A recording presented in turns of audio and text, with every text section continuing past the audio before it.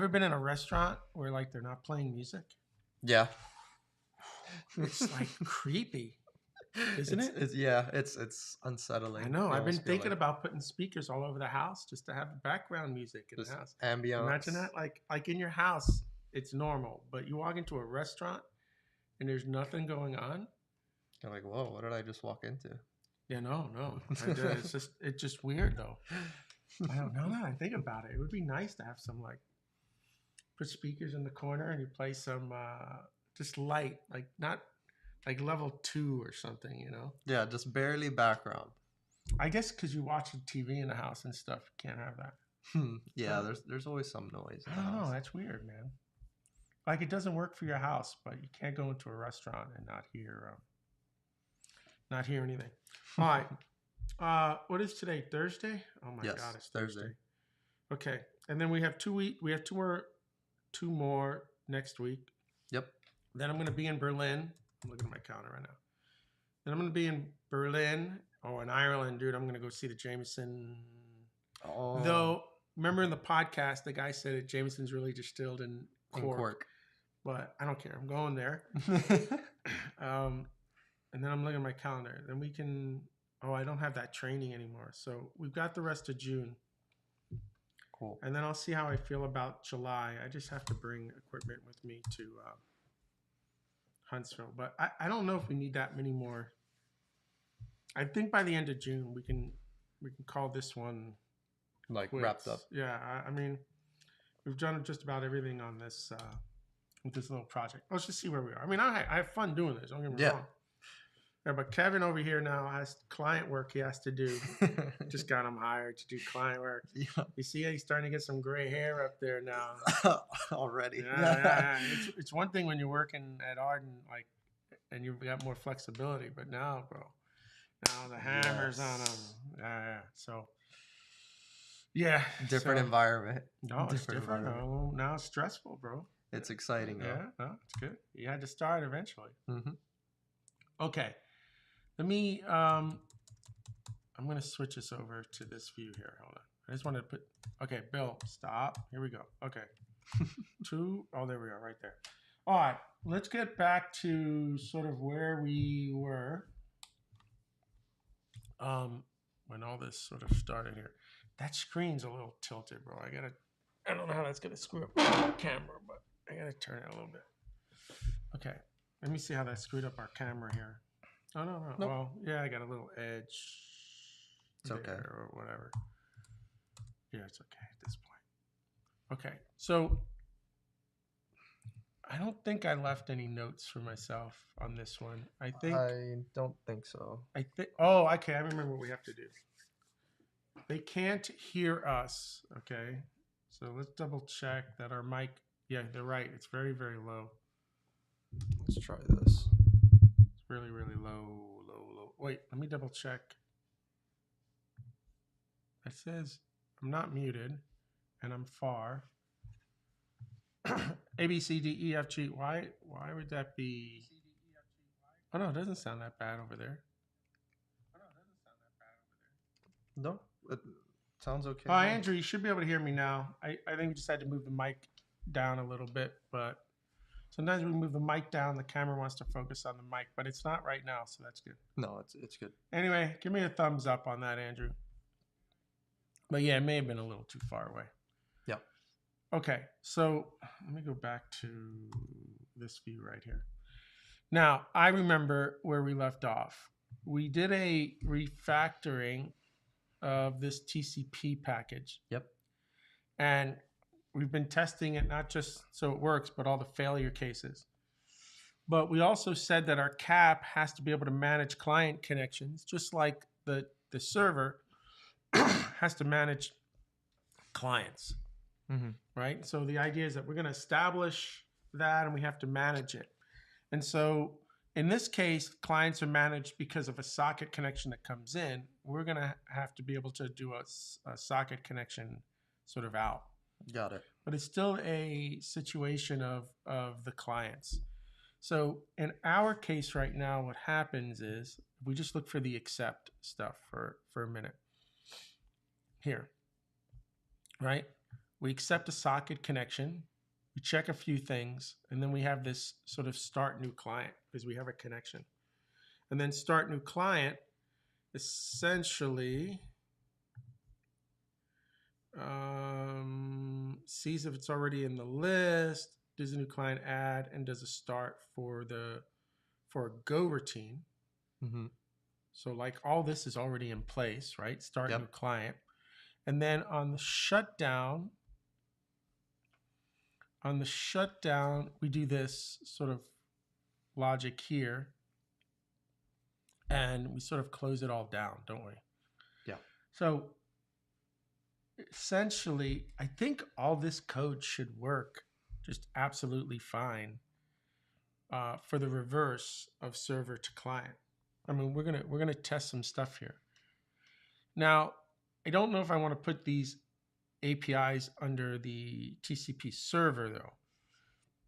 And what was killing me was we already have this as client, which represents a client. But maybe what we do, and then we had a set of clients, right? Maybe we rename this client to represent a connection. We already have a con and a net con. But because it would be nice, so this is where my brain's going. I'm thinking about API design now. Okay. I've got this idea of a server and a new server. Makes total sense, right? What I kind of need is a client manager, really, more than a server, right? Kind of like where my brain is sort of going. Let's just say I do a manager.go for a second. This is me sort of hacking out some ideas at this point. Okay. So not an interface here, but a struct, all right? So it would be nice, I think, to have a client manager for the client side of things, where we'll have an API that handles the dial. But when I think about what we did on the server side for a second, Mm-hmm. I need this sort of list of clients, right? Like I know for sure this is going to be in there. And I don't think I need naming and, maybe definitely some logging for the manager here. Just looking at what we have here, there's no concept of these things. We probably do have to deal with request and response handlers. Now that I think about it, we'll see where this sort of goes. We won't need a connection handler. Maybe we do. Let's bring this in. I don't know how this plays out just yet, but I imagine that we're going to need sort of some of this. Let's just play it out. So what would like client manager be in charge of? Like when we're making those outbound connections. So if we go look at your hacking, if we look at the hack program for a second, mm-hmm. You see this? Yeah. We want to do this with the client manager. Okay. Okay. Where we're going to wrap this around an API. Got it. And we've got to still figure this part out. Okay. That way it's all self-contained at the end of the day. Got it. Right here, we sort of manually did this just with the standard library, mm-hmm. but we're going to potentially have to establish several connections depending on the mesh that we want to create. Got it. At the cap level. So I don't know how all this plays out yet, right? Other than, let's just keep this for just 1 second. So I know I'm going to need a new client manager. My guess is, what does the new look like for this? See, it had a server config, right? Now this is it's been bothering me forever that the config for the server is over here. Just super been bothering me. And not in the actual server file itself. Honestly, it has. It really has. Because I tend to like to see the server config. Yeah. And then we see the server, even though there's a method there that's doing some basic validation. And that's because, here's internal logger now. Now I don't mind internal logger sort of moving here, but my brain would now say that instead of calling this config, I'm going to name this file after the package name. That's also been bothering me, that I don't have a There's no file. because Yeah. once that doesn't make sense, you're basically creating a containment package, which at some level we are containing both a server implementation and a client implementation. But the stuff that's really going to be related to both can sort of sit here, right? Can sort of sit here.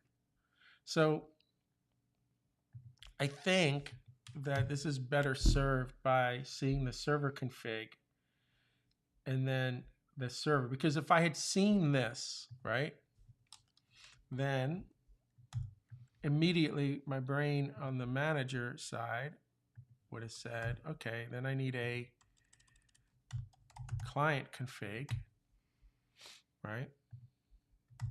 And oops, this is a client config here. I don't know if this stuff becomes important just yet. I don't think it does, but I think these other things for sure sort of do. And then what we would have done, I would have seen it immediately, is I would have just copied this sort of pattern here, right? And instead of all this, which is what they did, this would have been a sort of client config. Mm-hmm. And just for now, I do a return nil. And we also know now at this point, this would also return an error, right? And if I come back to the server, and I like sometimes when you're doing this because consistency is everything. At some level, I don't care what you're doing as long as you're consistent. And so we have a sort of a consistency here around this. Now, that's the logger support. So I don't think, we didn't need a name. So I don't need this here. Just need the client config for now. Okay. What else could we potentially steal? For sure I need this.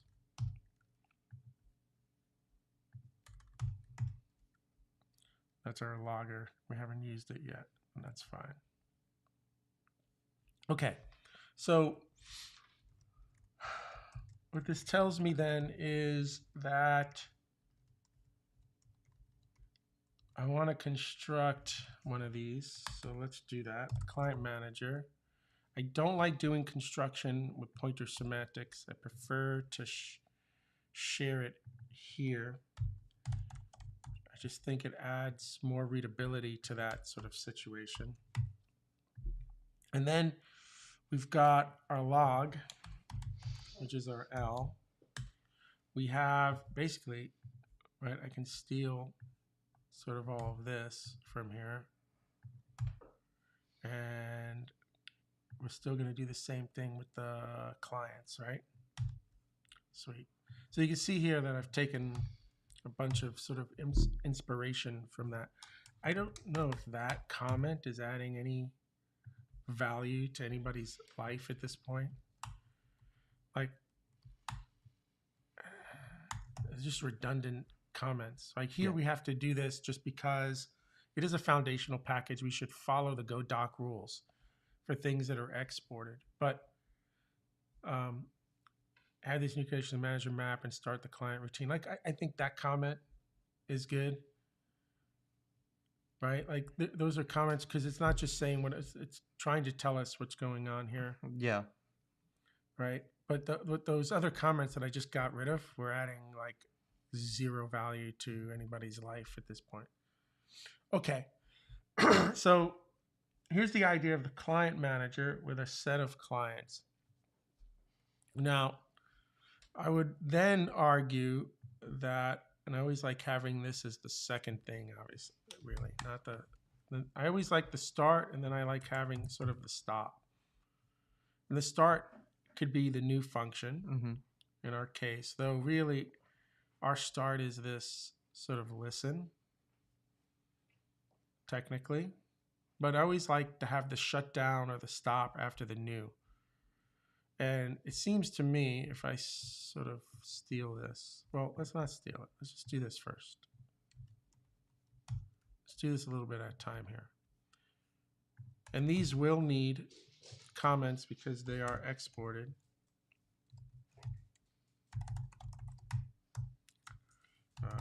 Create. Why am I not getting any? Something must be broken for the Copilot not to work, right? Oh, here we go. Just took a little second there. Yeah, creates a new client manager. I think that's fine for now. Whatever. And the client manager, yeah, something was up. Client manager manages a collection of TCP client connections. I like that. It's very good at comments. It is. Okay. I like using it for comments. All right. So now this obviously needs to be a client manager, right? No, look at the T. I never got rid of the T's. Bad bill. Yeah. Bad bill, right? So let's see. Sometimes I'll do it like this. Now let's do server like that. And then if I get lucky and there's no other T dot anywhere in this file. Oh, context. Context is screwing us up, right? Yeah. All right, that's fine. I can find all of those and do that. And no, that's just why I hate like global net. Yep. A little more. Everything ends with a T dot. I know, right? Like this is like why I never do like these global copy and replaces because it gets me always in trouble. So this was the last act. Funny. And this is serve, I guess. Okay, so this was a hard one, man. You had that little T dot there, but I mean that's really the way that should be, right? I think there was still some more. No, it's green. Oh, I was seeing red on the. Sometimes I don't know what this means. Honestly, I don't know what that means. I don't know if it means that there was a change there. I think so. I minimize this stuff because it doesn't add any value to my life here. So but it wasn't bright red. So I honestly don't. Even when you hover over it, it doesn't tell you. It's kind of like. No, I think like if you hit the arrow itself, it'll drop something down. No. Yeah, I don't know what that means. I think it might be where we made a change because I got rid of comments and stuff. Okay. So this might be just telling me that we've made removed changes there, I guess, while this session was open. I don't know. I don't really care. It doesn't. If I want to see changes, I'll just come back here, there. Which is why I use the commits as saves. You know, I'm always telling you create a branch and hit Command S. Also do commit pushes. Yeah. Because then it gives you a way to roll back. But you should only do that when you know it's working too, right? Yeah. Or you get to a milestone and you're like, I really like this code. Let me commit and push it. That's when I tend to. As a change set, right? Yeah. Keeps you out of trouble. Okay, and the whole part of doing that was this right here. So let me see here. I'm going to steal all this code just because I don't know what I need to keep just yet. I know I can't keep all of it. So this should be... So there's rules here around like, do we just keep consonants? That's what I'm going to do for a client. So that's fine, right? There's no store shutting down or resetting of that. There is this that we have to do.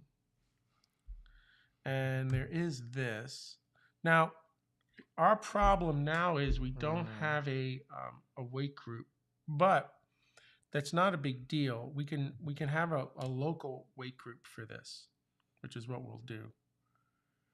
But then we don't need the wait group. Let me think about, this is our wait here. Actually, we don't need any of that.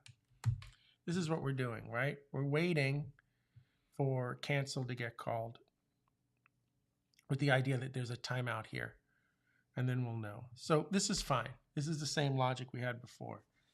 We don't have the extra go routine we're creating, which we didn't need. This time we're going to have an API. Got Like it. we're going to have a dial API essentially. Okay. So even if I just sort of put that in now,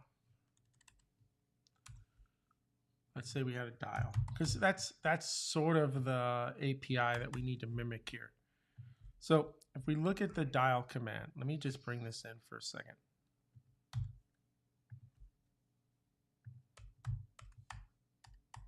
Definitely not a defer going on there. What is, hold on, you're there. You're there. I don't know what's happening here. Yeah, something. We have, oh yeah. Let me just, I'm missing this. Okay. This is the basic API for a second, right? Mhm. And the dial takes two things, a network string and an address.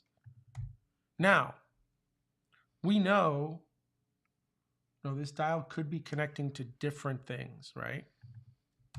So we're going to need the caller to give us this information. Okay. Okay. Now, this dial, if it doesn't fail, okay. And dial is like they're creating that connection, like Yeah, they're dialing that's sort in. of the idiom there, right? Okay.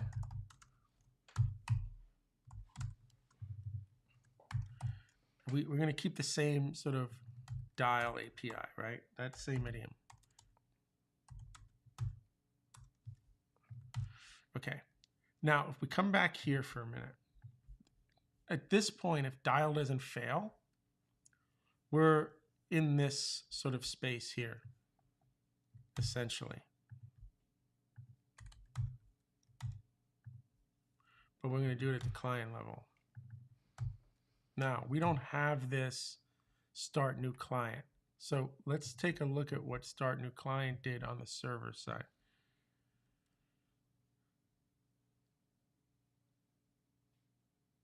Right. So what if we copy this for our manager?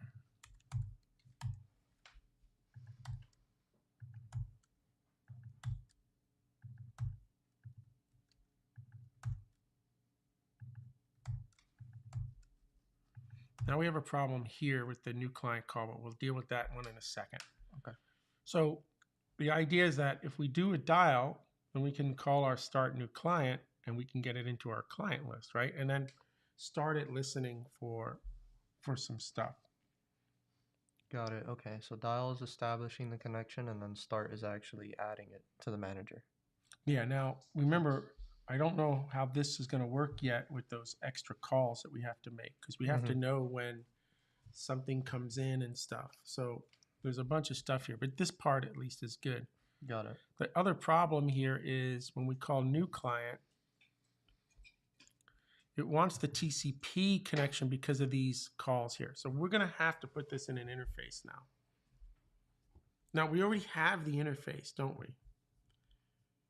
We have these interfaces here. Okay. Where are they defined? Under handlers. So I'm starting to think that this stuff is better placed under TCP. Because this is sort of general to everything that we're doing, right? Okay.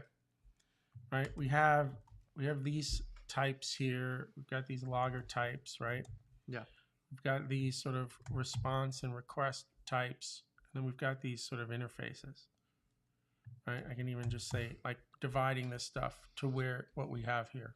And now, because TCP is taking the name of the package, that file is taking the name of the package, that's like for our general use. That's where you're supposed to start to understand what's going on. But we do have a package that sort of contains.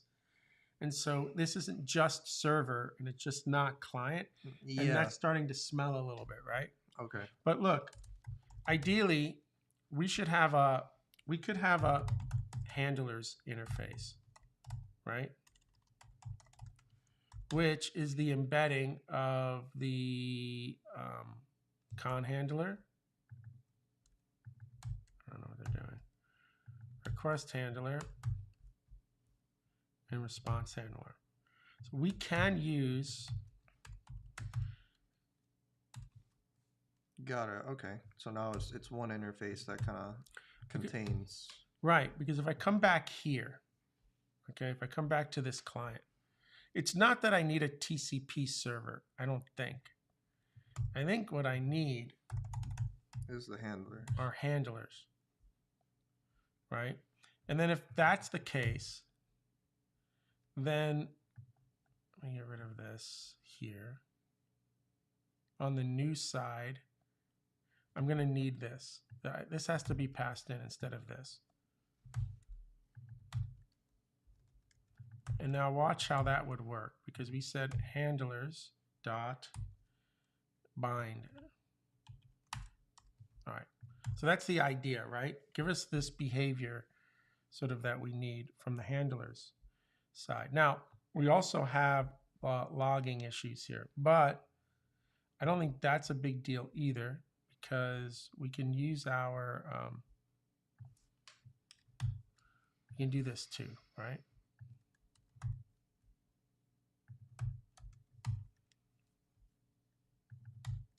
So assuming that we make this change here, Okay. we ask for the logger, we ask for the handlers. Now what happens here is, that's your log, right? We just made this to be used. Oh, okay. So this requires access to, and we're learning what we need here. Mm-hmm. So this also required access to the clients. We might end up creating a struct for all this, but we'll see where it goes. Luckily, that's generic. We have this on both sides, right? The clients list, and we do it with pointer semantics. So that's not a big deal. And then this is read. Let's see. Oh, handlers. Sorry. C dot Handlers. Okay. Handlers dot read. And a request. Now, a request had the TCP server. The question is why? So I'm going to go back to the hack program for a second. And I want to look at this. Because this is where we had the TCP, right? Yeah. And we needed it here. So we could do a send. A send was a context and a response. Okay. Where we constructed a TCP response for the send. Now, what we could do to fix this problem, because remember, this is outside the scope of the server itself.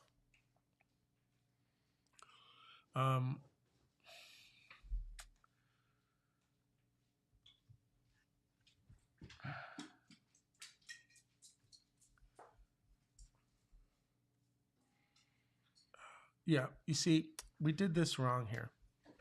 I'm going to fix this now. So I'm going to fix this now. So in this case here, let me see, I just got lost for a second here. This request, okay.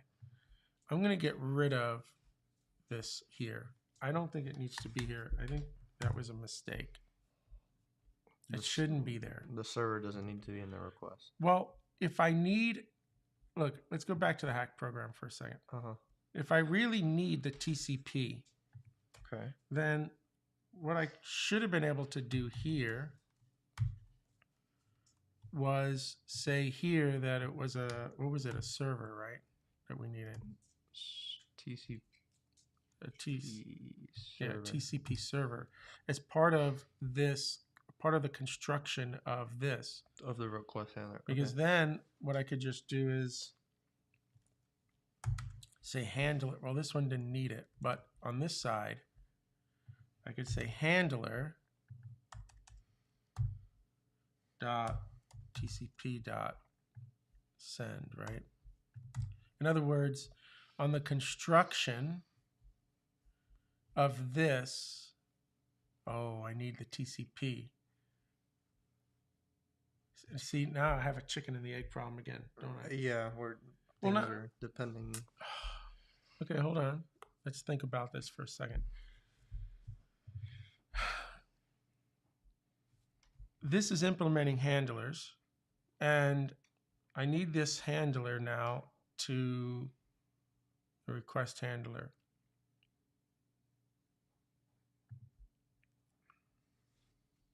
Yeah, this one, right?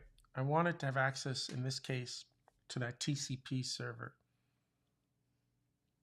So I've got a chicken and the egg problem here.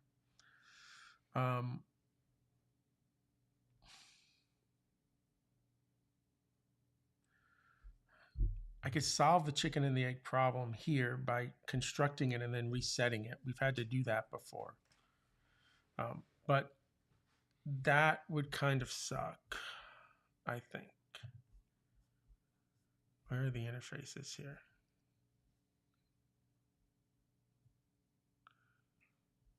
Yeah. So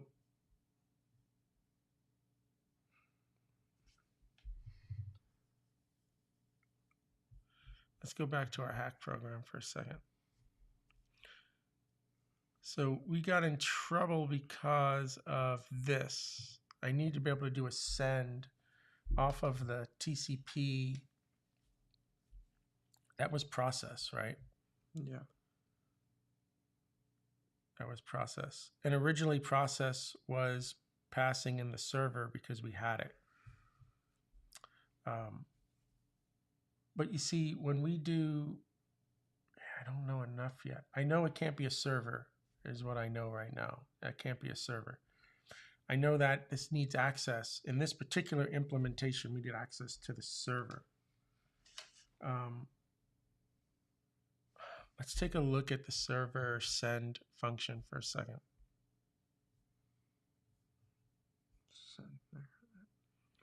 And that's because it has to do a find. And then it calls write, which is the interface. So this call is making this call after it finds it. So let's think about that. I broke this up into two parts. I broke this up into processing the message so you could construct one of these, because I don't know how you want to do that. Like, you could be handling this at a much lower level. We're getting lucky here that on the process side of things,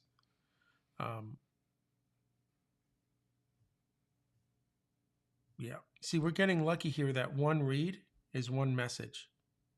And so then you have one sort of process. But actually right. We shouldn't call process until we've got a full message. That should never happen. Your job here is to block until you've got a complete sort of message coming in, I think. Okay. Because if we call read, we're going to have to call read again. Let's look at this logic one more time. Because if you want to go lower level here, there's going to be multiple reads going on. And I don't know how I wrote that code. You see, I'll start new client. Start new client goes into start, right? So here's read. So we block waiting for a message to arrive. If nothing bad happens, then we call process that data. Okay. I think the idea is that you read a certain amount of data, you call process. Okay. Now, process is where you probably have to identify whether or not you have a complete message. In our case, we know we always have one. You might not. You might be waiting and reading bytes here. And then at some point, you're going to decide what to do. We're doing an echo, essentially, on this little hack client, which is why we see the TCP sort of send here. Okay. Right? We're doing an echo here. But it's quite possible that you're going to do any other number of things, right? You might not just echo, maybe you do. Now, we do want them to use the send that we have here, if that's going to be the case. Okay? Now, all you have is right, we've abstracted this away to a TCP address. So if you come back here, right, we're trying to hide the socket stuff to the extent possible. That's why we're using buffers and IO readers and writers and stuff, right? Okay. We're hiding all of that. Yeah. So at some point, you want to call send here. Now, what I'm looking at is the send call is really nothing more than the call to write. Yeah. Which is this right here. Okay. Using your TCP response and that. And so we're really reading and writing off the connection through our IO reader and writer. So that's fine. The question that I have here is, we're passing in the writer back here. Yeah. I'm wondering if I like the structure of this. Okay. Okay. What I'm trying to figure out is, though, we have this call to write. Like we're calling right here. Right? And that's because we've abstracted it around a send, because you have to do a lookup. I'm wondering if that's the right API. I'm wondering if we need this response handler, because the response handler gets called anytime you call this, right? We've sort of extended a send. But technically, right, if I look at the construction of all of this sort of stuff here,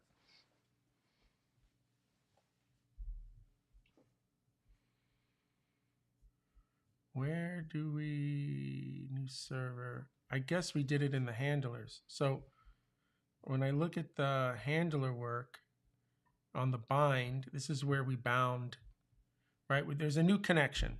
Okay. So we say, what reader and writer do you want to use? And we provide that. This is why we're able to do these type assertions back to the actual reader and writer that we want. Okay. Because it can be more raw, or it can be a little higher level. Got it. So we know what what that is. And then we pass back the reader here, right? And then you get this process. But technically, if process was given a writer, you could have done this work yourself.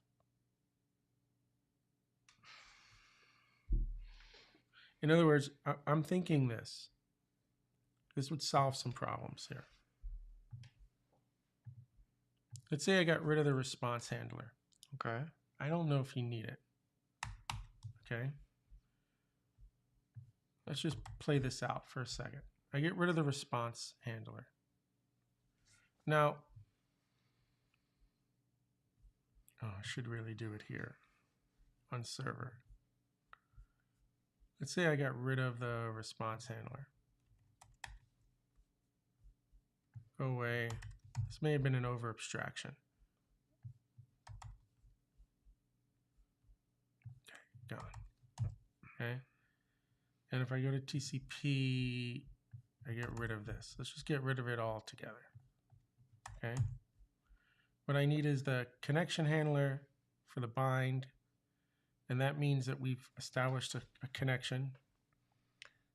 So you would still need the request handler. Yeah, that for sure, right? Okay. Read and then process, okay?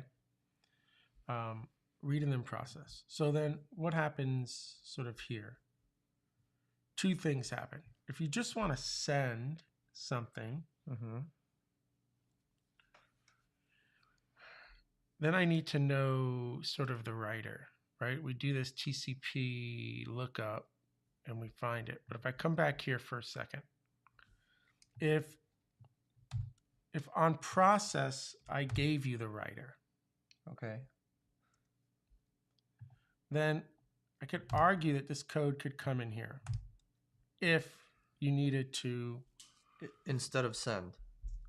Yeah. So the idea is I could get rid of this Mm-hmm. if on process I had the writer.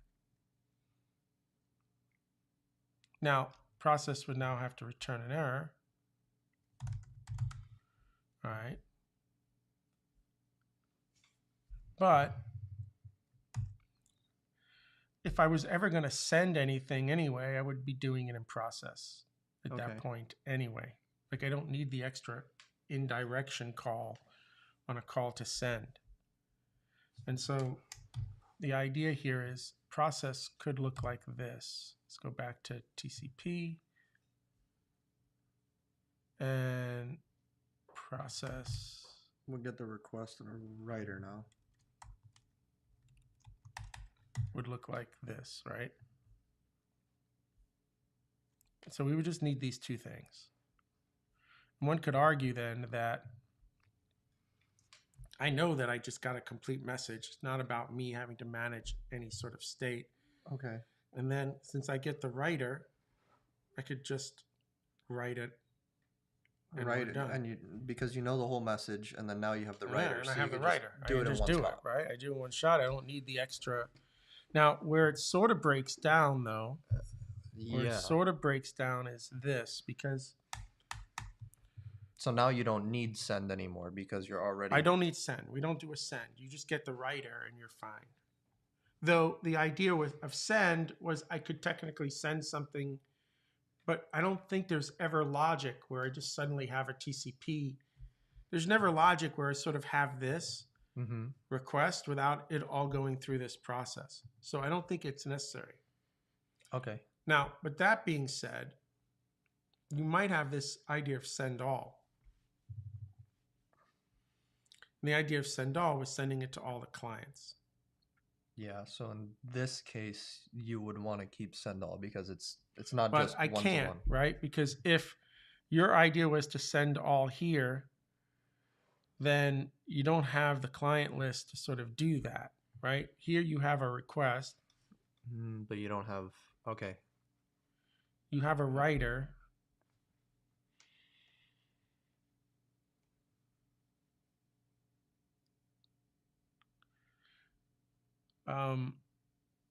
You have a request. This is who it came from. The writer is a writer to that person, and that gave us the ability to write that back, right? I mean, that's the idea there. Which now would also mean that wherever we call process,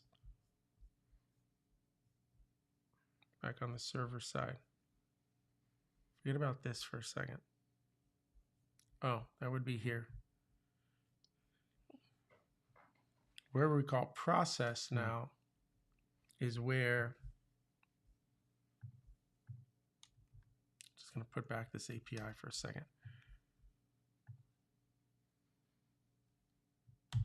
Let me just see something here on client. So the idea now is, oh, I don't have a zone. All right, we can solve the zone problem. I need the clients. I don't have clients. Oh, I do have clients here.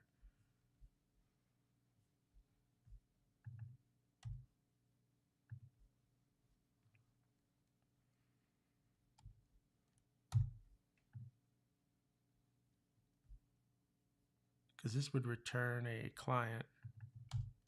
And now the idea is that this gives you back the client, right? Oh no, it gives you a writer, yeah, which is fine. I have the writer off of this. You have the writer there. Okay.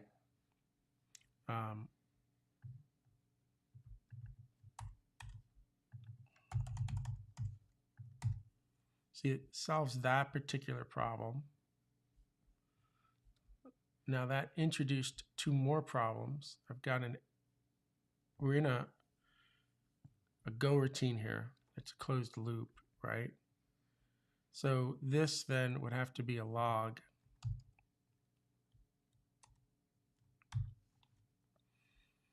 And this would be some event. I was just looking to see, we don't have any other potential errors that can happen in here. Isn't that crazy? No.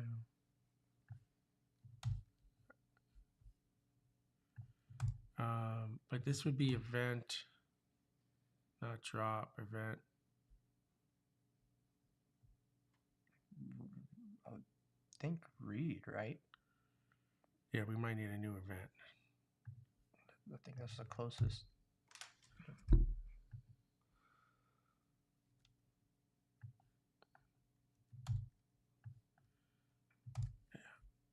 Do I do, I don't even remember what this API looks like, to be honest with you. All right. So when find returns an error, that means they disconnected. Yeah. Okay. I would think you'd have to do a continue here to just go back to the top and wait. But this whole thing at that point should have but that's fine, right? Mm-hmm. The key here is that we have to find the client. But do we already know the client on this read? We already have the client, dude. Yeah. We are the client. The client is C. We don't need this at all. We are the client. Oh, yeah. Okay. Right? We're already that. Also, this client has we don't have that zone information, right? Mm-mm.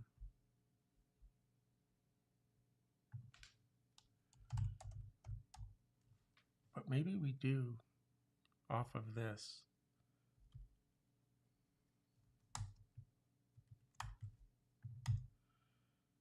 Oh, that's a net address, which is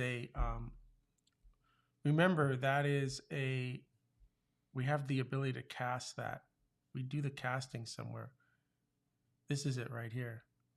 Oh, okay. That color. Right? That gave us the TCP address for this client, remember? Got it. And then that has the IP, the port, and the zone. Okay. That does. So I'm wondering, in this case, create the request.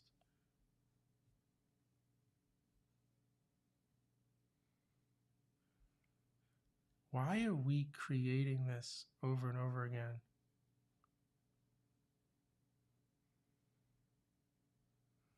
I feel like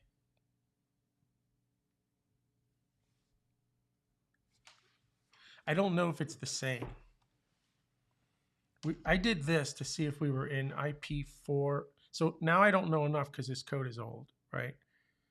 When I do a connect remote address, I can get the TCP address, right? Mm-hmm. I was using this to know if we were IP4 or IP6. But I don't know why I can't use, we're gonna test this out, right? A whole bunch of stuff's gonna break. But I don't know why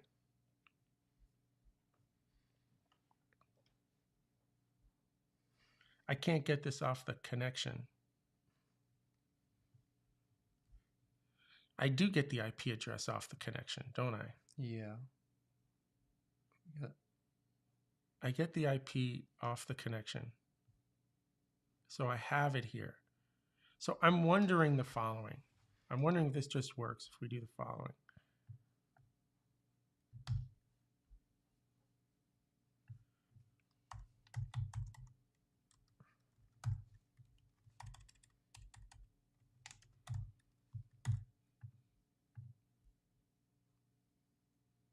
They're using pointer semantics, which bothers the hell out of me because I feel like we shouldn't need to use pointer semantics here. But what if we do the following?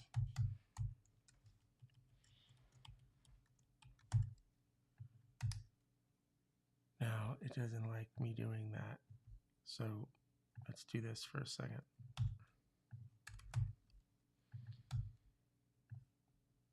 Oh, that's because I didn't use pointer. All right, let's just use pointer semantics here. This is when data semantics go bad. Okay. Okay.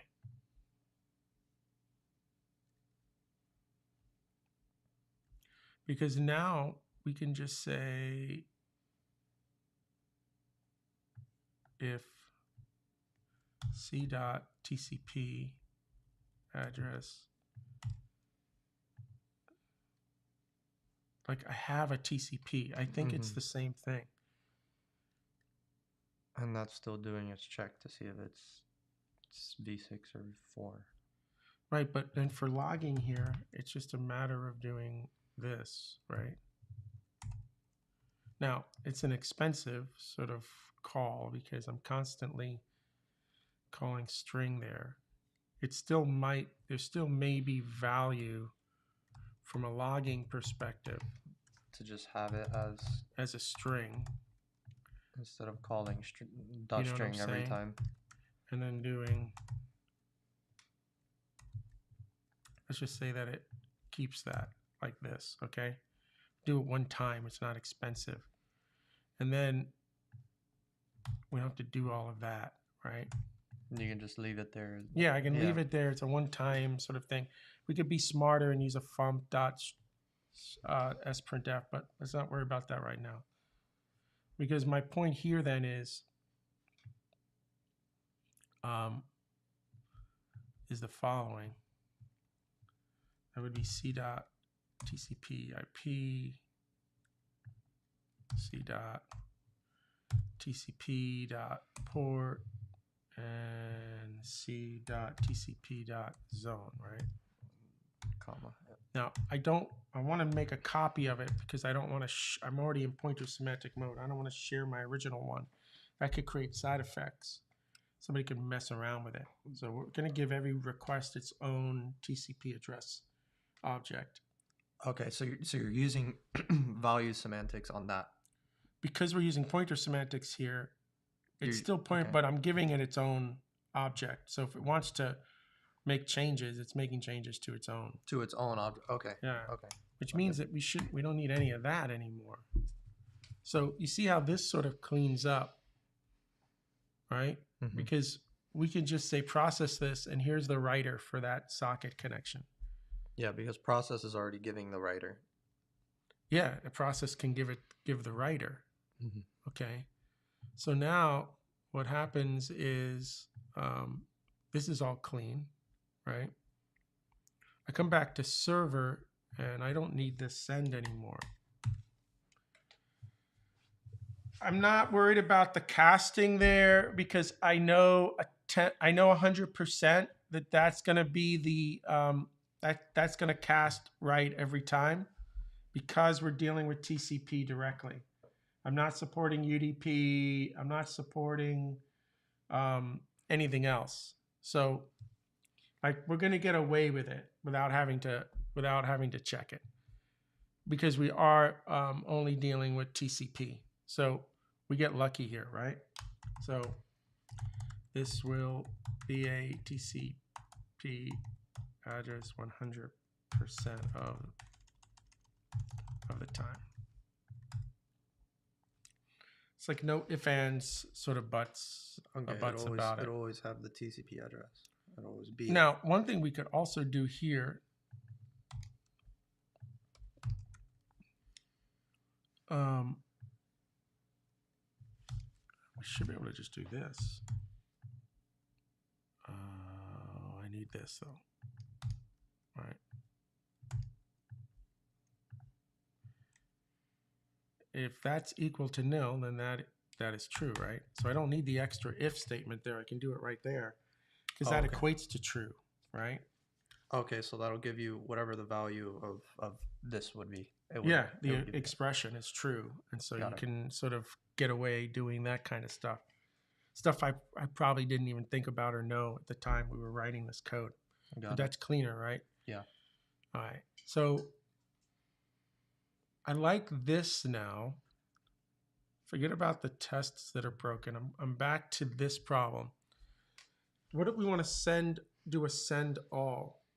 See, if you want to do a send all, then you would need all of the clients, Yeah.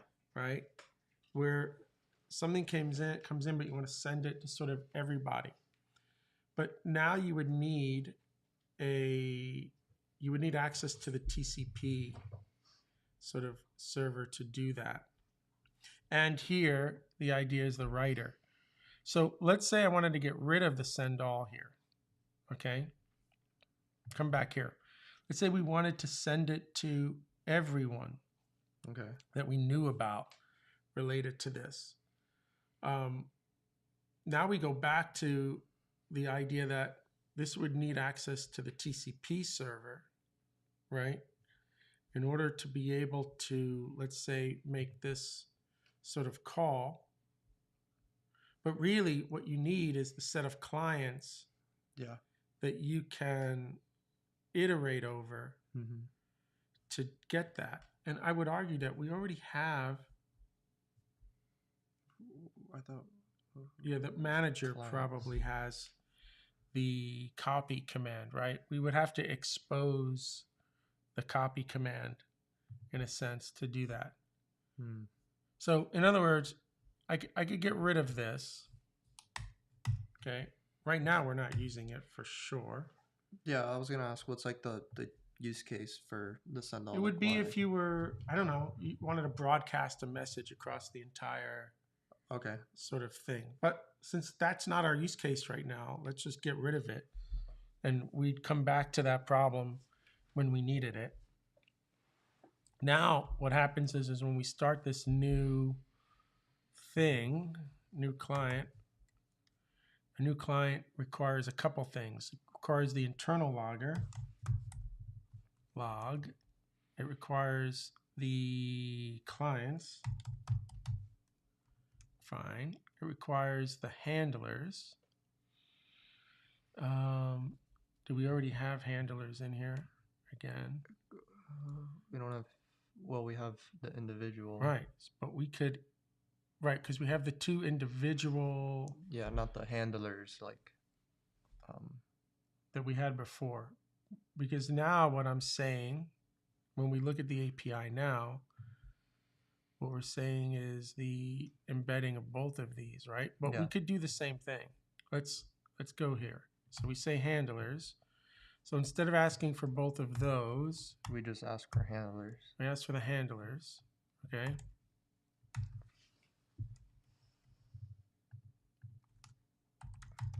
Which would be like the consistent thing to do now because of how it's designed, right? I think so.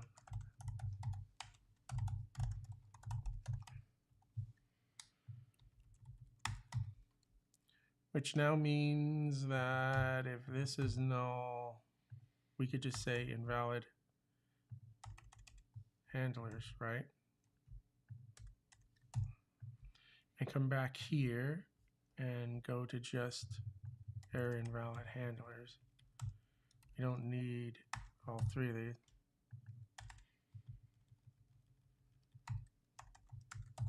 Okay. And now I come back here for a second. Now this is handlers on the server config. So this would just be handlers, right?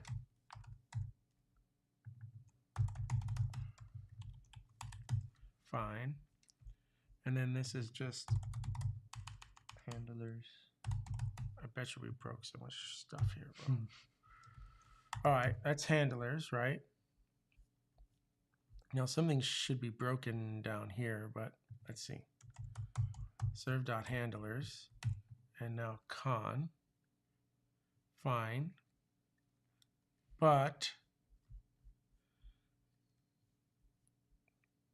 because this doesn't use the handlers directly, it got pushed back over into the client side. So now when we say new client, we got the handlers that we need. And this is the one that's calling the two handlers, right?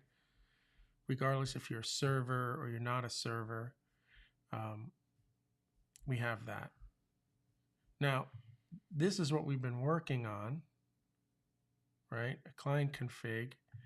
This takes handlers, which takes the handlers. And if I come back to, where did I put those comments? Oh, server, sorry. Just steal the same thing, right?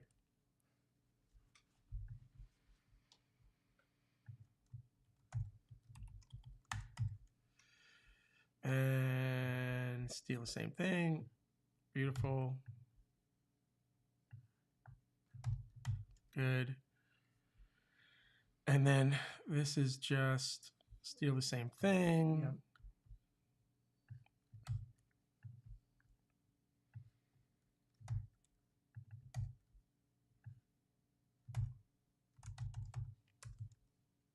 Good. And then this would be the same thing, like client.log, client.clients, and client.handlers. And now, so see now on both sides we're it's very like matched. This is now generic. It doesn't care if it's coming from an accept client connection or dial client connection, right? Now, from a testing perspective, though, this is all sort of broken now because we don't really have this anymore. But we do have this. This is now an IO writer, isn't it? With a returned error. And this is basically now all this here. Did I use the word writer or did I use... I did use the word writer, which isn't as idiomatic, really. Like when we work with this, we normally would do this, R and W, like in general there. So I come back here, like the W, just in general, that's more idiomatic for this. So process can return. Oh, process doesn't return an error. Just got to handle the error because it's happening when we call process. Let's say at least at the server side. Oh, sorry, it would be here. I don't think there's anything to return an error to, right? Because we're in a go routine. There's nothing to really turn an error to. Now, but we do take the error. The question is, what are you going to do with the error? All you could potentially do is log something, but that wouldn't be our responsibility. So now the read handles an error because we need to know what to do, but I don't think process handling an error makes sort of any sense. So if there's an error, then ideally here you'd want to log it, right? This is our little test app here, right? Yeah.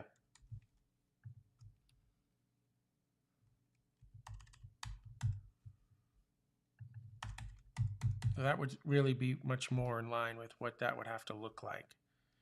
And so I think that makes more sense. So process wouldn't necessarily take an error. I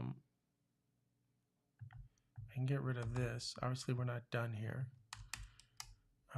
And again, if I just stole what we did here, right, for our sort of test here, just do something like that.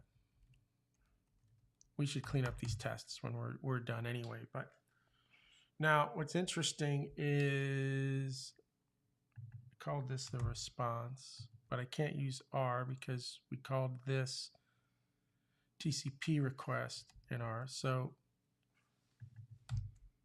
my guess is that would be more in line with this. Yeah. Yeah. So that fixes the handlers now, because the idea is, well, just if you want to process it and part of processing is sending it, you have the writer here. I think that's good.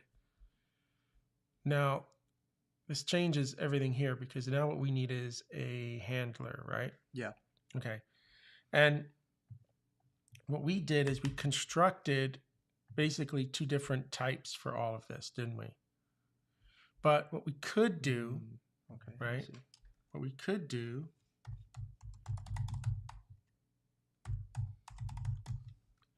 TCP handlers. So instead of creating two, we're just gonna do one. Why not? Kind of, yeah. Why not? I mean, I don't think it sort of matters, right? And you don't need that. So we could just put everything sort of together here under just TCP handlers. And now what you have here is handlers, TCP handlers.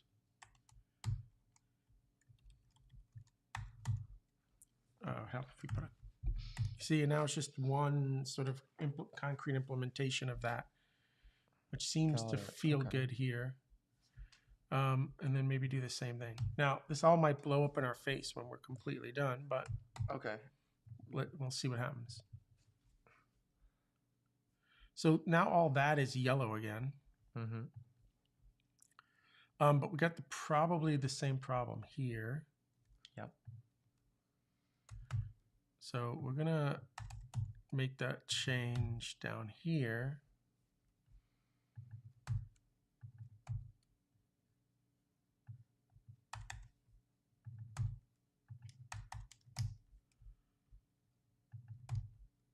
I don't think we need anything in the receiver. See, now it's all there. Now, unused right to field. I don't even know what that means. It means that we're not using it. No, we're not really using it anymore, are we? So we got rid of the idea of a TCP response, essentially. So if we come back here, where did we have the response type? Request response. Kind of don't need this anymore, do we? Now, I wrote a model.go file for all this stuff. Now I'm wondering if this shouldn't be in, like, if all of that should be there. Although, I mean, at this point, I don't need two separate files for these things. I normally would prefer the constants and these things at the top. Mm-hmm.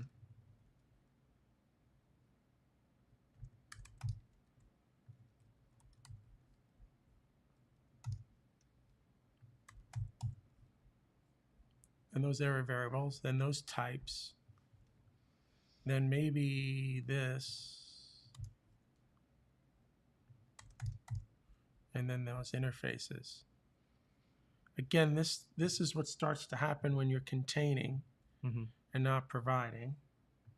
So let's just leave all that here for now. That makes more sense to me. Now this just went red because the response. But again, we don't really need it. What we care about is this, which says write string. That's what I wanted to write. So we don't need this anymore. If you're gonna like do it yourself, right? Okay. Then you don't need this anymore.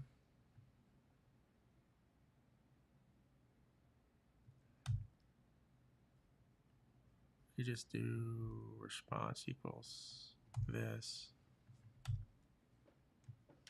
Just for the logging purposes here. Right, so we got rid of a data model because we just don't really need it. Why is it that we don't?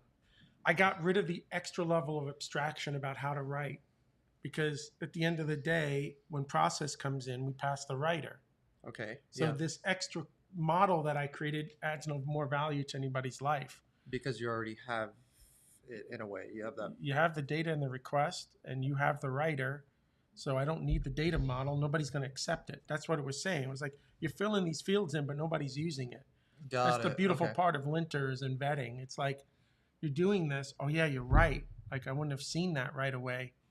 We just don't need the model anymore. Got it. Because you already have We've what you got need. rid of this extra sort of thing. We Okay. do need this idea of read and process. And the reason for the read and the process is because it is a multi-step sort of problem Mm-hmm. where you're going to read, we're going to see if we failed on that read, and then you're going to say, here's some data we got, sort of process that. Got And it. so this is like, again, because we're getting lucky that we're blocking here until we get a full line, but you might want a lower level protocol. So this might go back a few times before you ever even do anything with it. Got it. Okay. All right. Now, this all started because I wanted the client manager to use this client. Yeah. I'm afraid that we just broke all this code. So I want you to hold your breath and see if we're going to have a good rest of the day or a bad rest of the day. And we're having a, oh no, I have to Control C. Okay, we just had a good rest of the day. Nice. Okay, because the client, we sent hello, we waited, we got it back, and then everything here shut down. Oh, okay. And it's two clients in the hack. Oh no, this is bad though. Oh, but I think our test program is testing for that anyway, isn't it? Let's just double check, because there's no reason to test for bad things anymore. So start the listening, start the client test, we wait to shut down.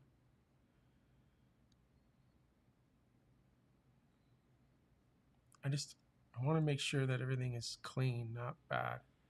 And it looks like to me everything here is clean. See, we started the shutdown, one the G, but the other G, I might be in the handler code. Let me see.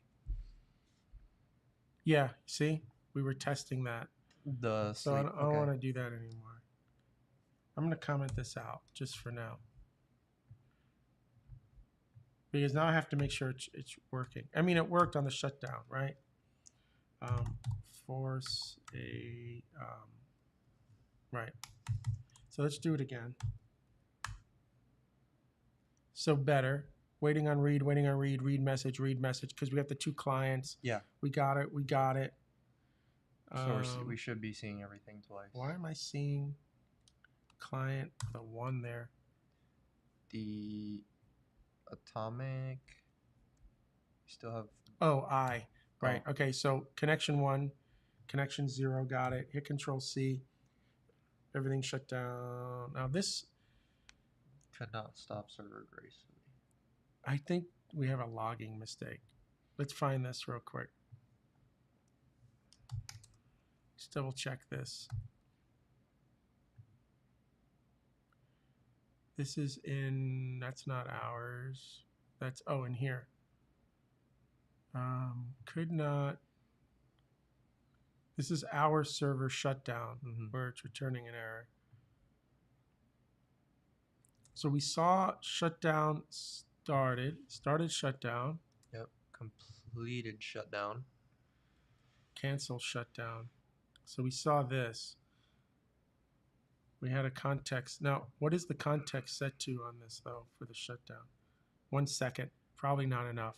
Oh, okay. So let's do like 5 seconds.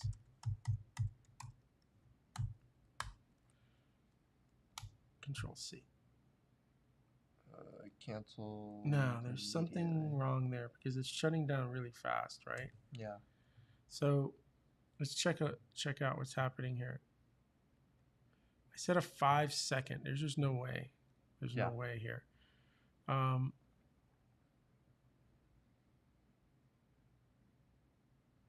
There's just no way. Started, completed.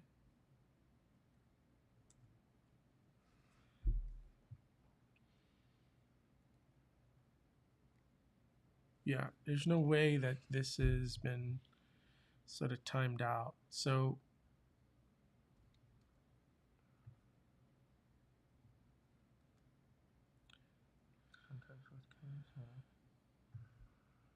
let's just do something here real fast, though.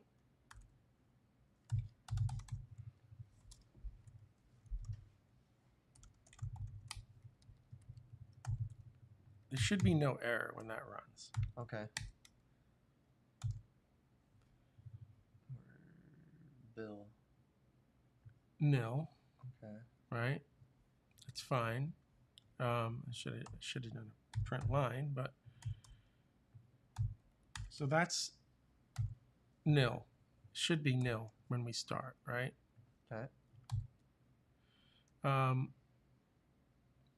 Oh, The defer. such an idiot. We are calling cancel when this is done, and so this will not equal nil. That's so silly. The whole point here is to call cancel. So I need to look at what error it is in order to do this right. There's always going to be an error here. Okay? There is always going to be an error. There's always going to be an error here. The question becomes, that's so funny. Errors dot dot. Remember that code I had originally? It was is the error, and then context has canceled, but I don't care about canceled. I want the deadline exceeded. Okay. So really, this is what we're supposed to be doing. We're forcing the cancel. So it's at least at the end of the day going to be canceled. But I only want to see this, and we call it deadline. Deadline exceeded. Oh, okay. So there's always going to be that canceled like error there. Yeah, so because that's how we're doing it. We're shutting it down through the cancel. That's always going to be there. The thing is that I want to know if the deadline exceeded. Got it. Right? So now if I do this, and I hit Control C, everything's good, right? Got it. If I come back here and we set this to time dot millisecond, it's not going to be enough time. Yeah, so we'll see that deadline exceeded. I hope so. Now, we didn't. No. But it's okay. It's okay. It's okay. What we're going to do this. Print line. Bill. Let's see what the error is. Right? I would imagine that we should have seen something. Context canceled. So it's not a deadline exceeded. It's still a context sort of canceled because we're doing timeout as opposed to with deadline. Okay. What's kind of the difference? The with deadline asks you for a time value. Okay. With timeout asks you for sort of a duration.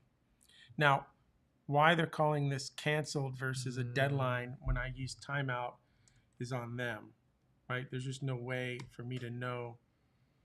It doesn't appear that there's a way for me to know why, because these are the only two options that I have, right? Because we're not using deadlines here. If I switch that other thing to deadline, which I would never do because we always do with duration. So bottom line is we don't know. There's just no way to know because I don't have deadline information. There's just no way to know. There's a deadline function. Returns the time when work done on behalf of this context should be canceled. Right? So what I'm curious about is if we func.print line that T and OK, right?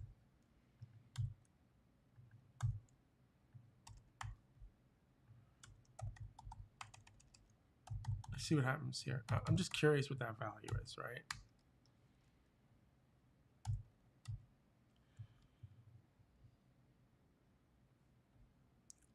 So 1220, a few milliseconds. So what's interesting to me is that there is a deadline and it is set to true. So maybe somehow It's just a millisecond is still, enough. let's do a nanosecond. If anything, I put a sleep in there. Yeah. Ah, there it is. So Deadline we were exceeded. still finishing in time, weren't we? Okay, so it had a deadline of Yeah. 2 something milliseconds. Yeah. So, Okay. all right. So I misunderstood that, which is fine. So this is good, right? So this is exactly what we want. Got it. Okay. All right, perfect. So regardless of duration or time, it's still a deadline exceeded. We can test for that and then we'll know. Okay, so that fixes that. Also, what's nice is we didn't break anything, right? We got the back and forth on it. So let's do the following. This was another good refactoring on code I can't believe I used in production at any time in my life. Just more sort of clean up TCP code. Yeah, that got rid of a lot of kind of unnecessary. Dude, this was like 10 years ago, man. So I definitely over abstracted this idea of right, the connection and all that. One might even argue, where is the bind called in our case here? Bind is called when it's got to be on the server side when we accept the listener, right? Start a new client. Oh, start new client is the bind. Let me see. No.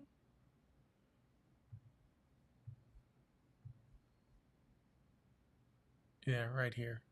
Right when we create a new client, we're binding the reader and the writer they're going to use. Now, I'm wondering if we even have to do that. Only because if I look at what's going on here. Yeah, well, yeah. I needed the connection. And the only time I get the connection is at this point. And so that's why I wanted a reader and a writer.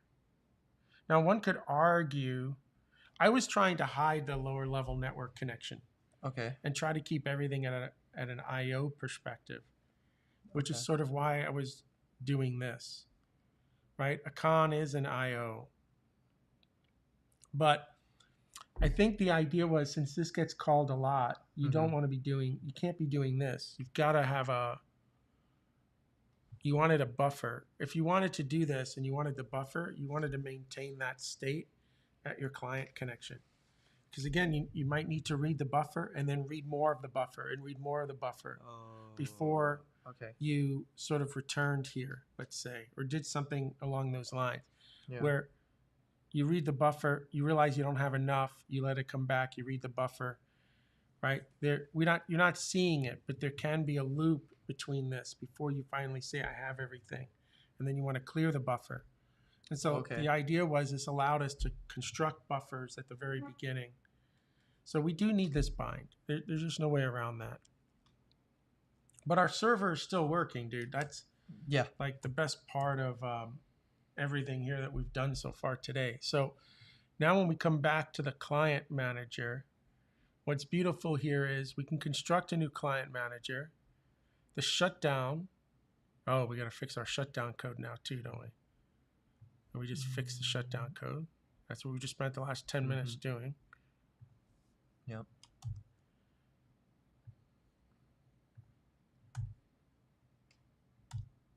Okay. Served is okay. Sweet. No, this is silly. Oh, we got to fix one more thing here. Oh, we only return it if it's a deadline succeeded. But here, no, that's fine. It's fine. Okay. So we got the shutdown. Yep. Then we've got a dial where we start the new client. Yep. That would end up calling again the bind and all that. And it does this start. Right.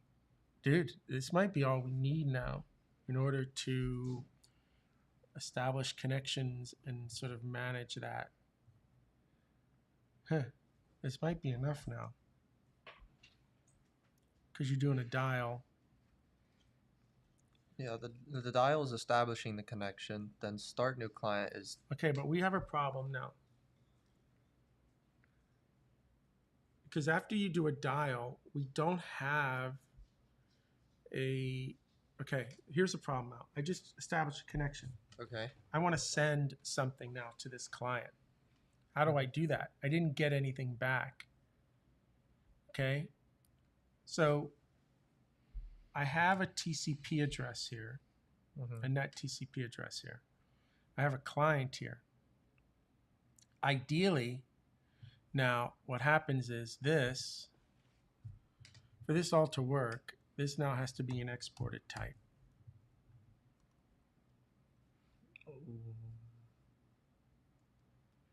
And what we need at this level is a send.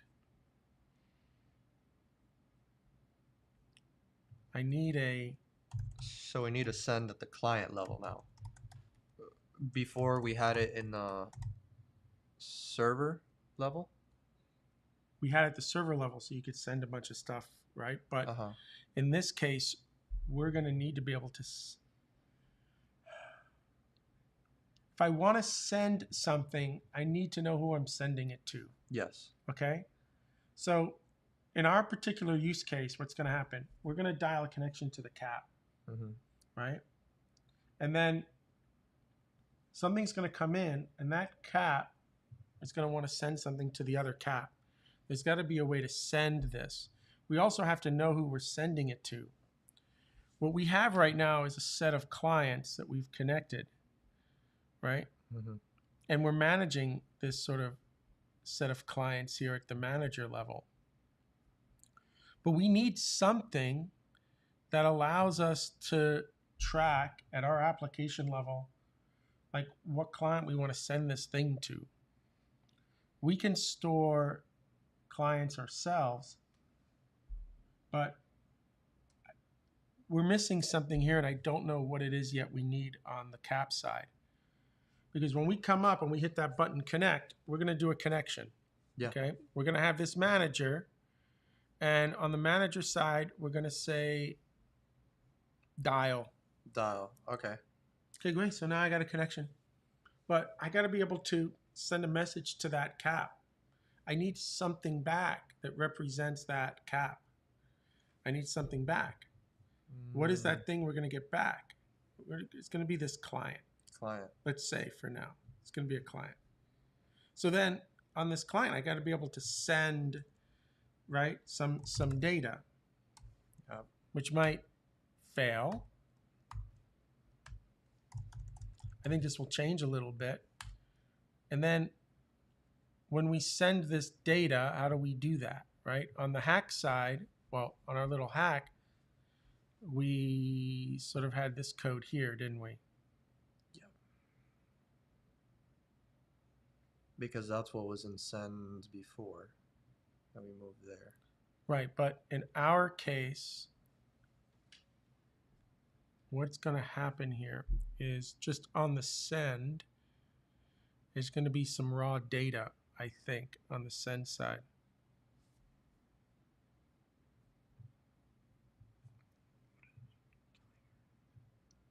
I don't even think we need the writer bind here. I don't think we need a writer bind. Well, maybe, because you might not want to flush it on the process. You may not want to flush it. Okay, let's keep going in this direction here. At the client level, we have a reader and a writer. Yeah. So we're going to say send data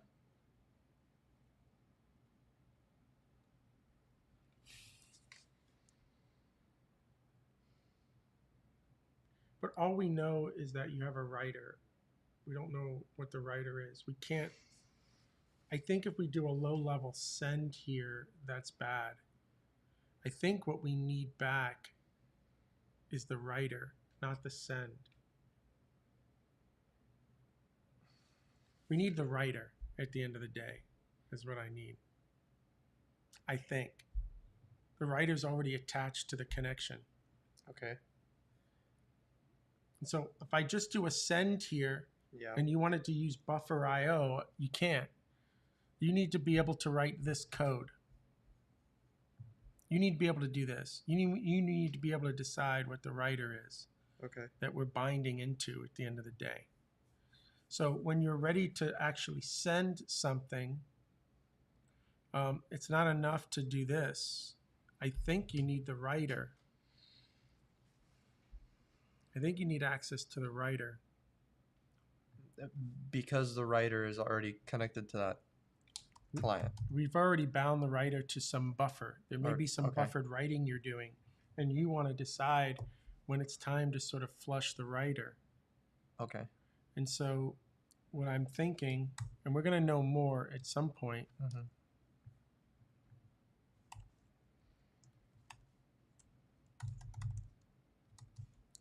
I don't know enough yet.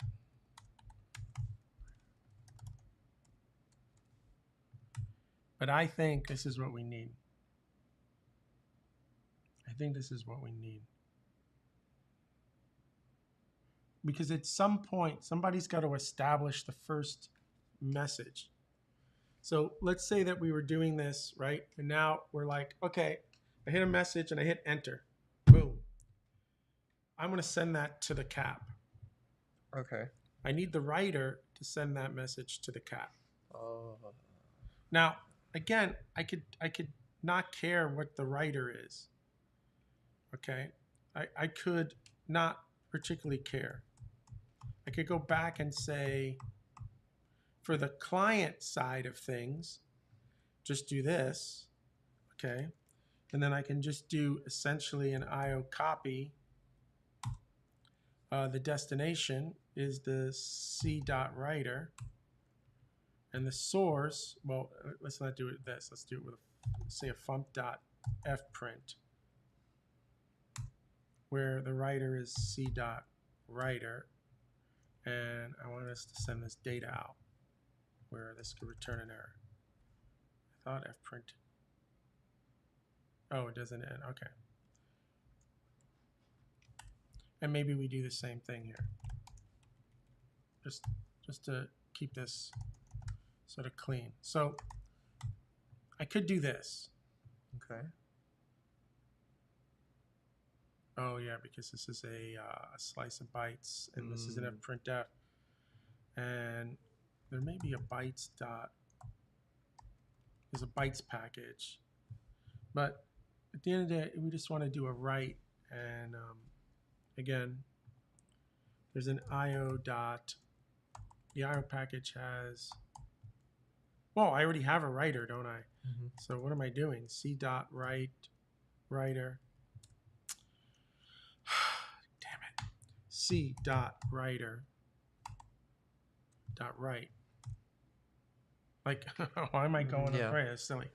So essentially, right, I could just do that and sort of tuck it around the send. See what I'm saying? Yeah. I don't know if there's value in that. I think since we bound the writer, there may be just enough value in just returning the writer, because then they can do, right? We can send code, like we could write that code essentially. Now that feels really low level, right? Mm-hmm. Yeah. Feels really low level. I mean, doing that feels. So why don't we keep this send for now? Send, right, provides a low level ability to send data to this client. I don't know if this is enough. So we're going to have to learn more Okay. when we get here. I don't know if it's enough. Got it. But there is going to be a case where we have to send this data. In our case, we know it's a string. We want to send the whole thing. And this would do that. There's no flushing. There's no, unless this was a, I don't know enough yet, bro. We're going to see where it is. We don't need buffered writes for this. We just need a regular writer, I think. Because if we use the buffered writer, we have to do this for it to go out the door. Got it. See what I'm saying? Yeah. Because it's buffering it first, and then we say flush it out.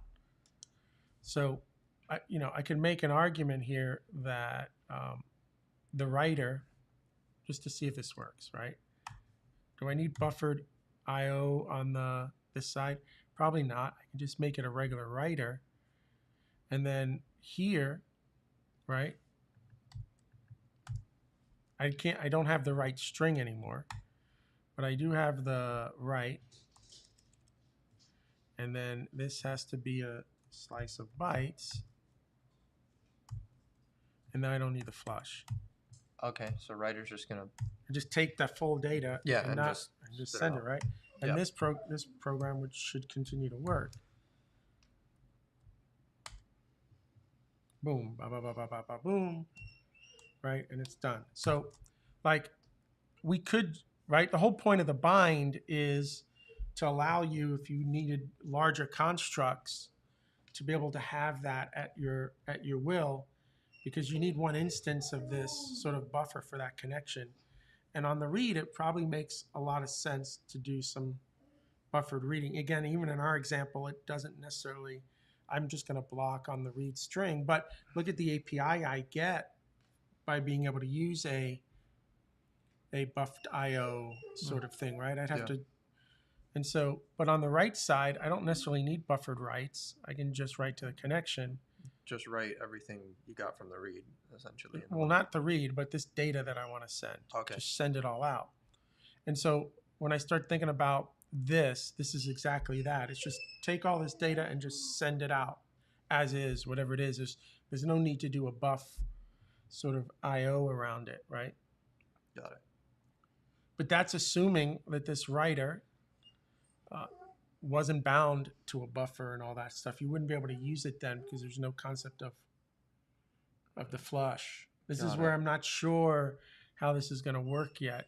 Yeah. But, it would stink to just return the writer here, because that feels low level for sort of a client send, right? Like, I'm not returning a client here on the read. On the read, it's okay, right? IP that. But process, right? I return this,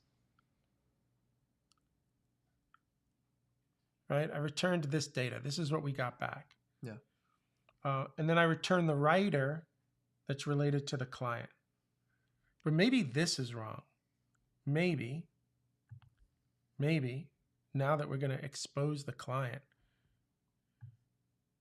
So watch this. What if this returned the client, now that we're exporting it? Okay. So process this request for this client. Okay. Right?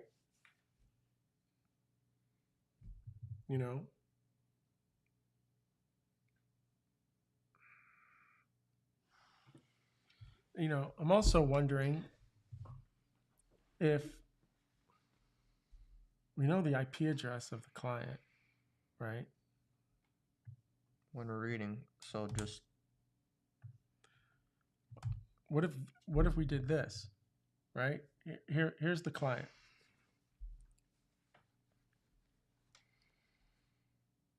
Because look, if we do this, okay, then I would make the following argument.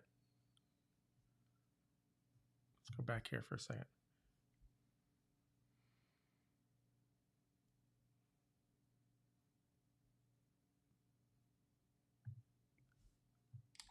Imagine we did this.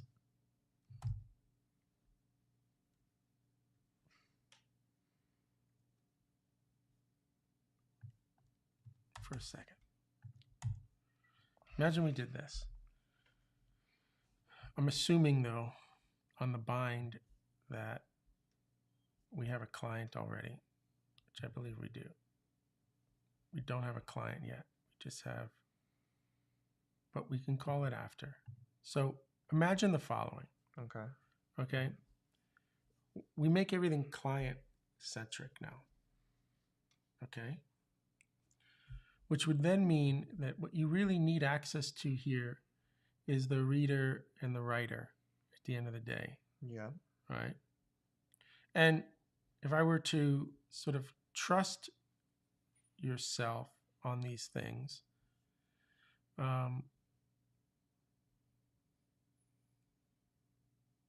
I trust you on these things, let's play this out.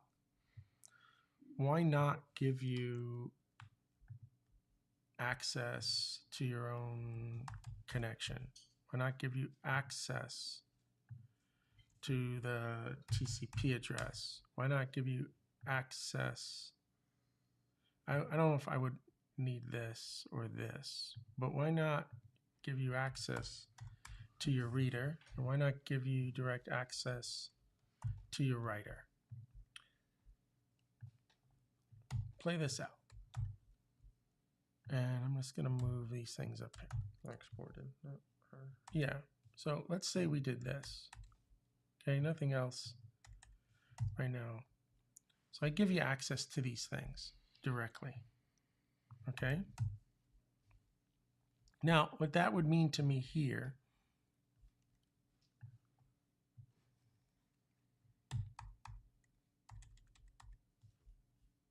So there's no longer, okay, bind is after construction.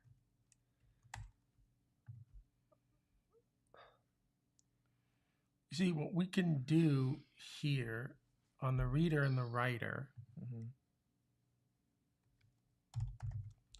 is establish that with just the raw connection. Okay. So the reader and writer starts off with the raw connection. Okay. So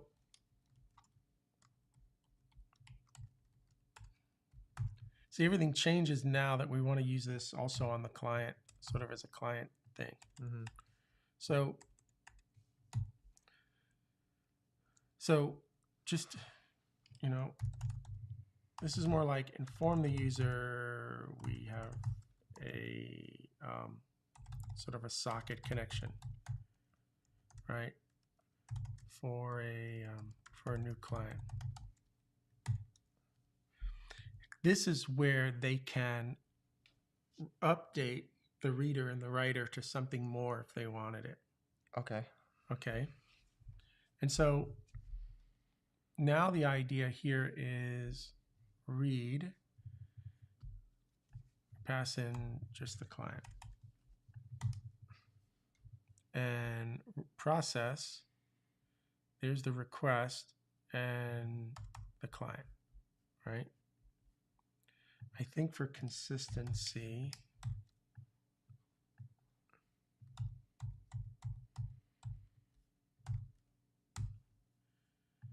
I'm going to use CLT.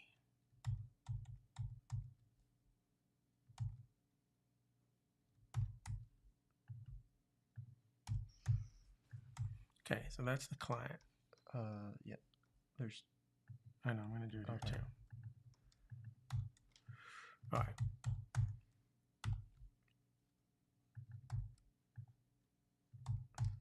I hate when I'm doing it one way, one day, one way, the other way. Like, that's bad, bro. Fix that. Okay. Line 82 still had. Yep.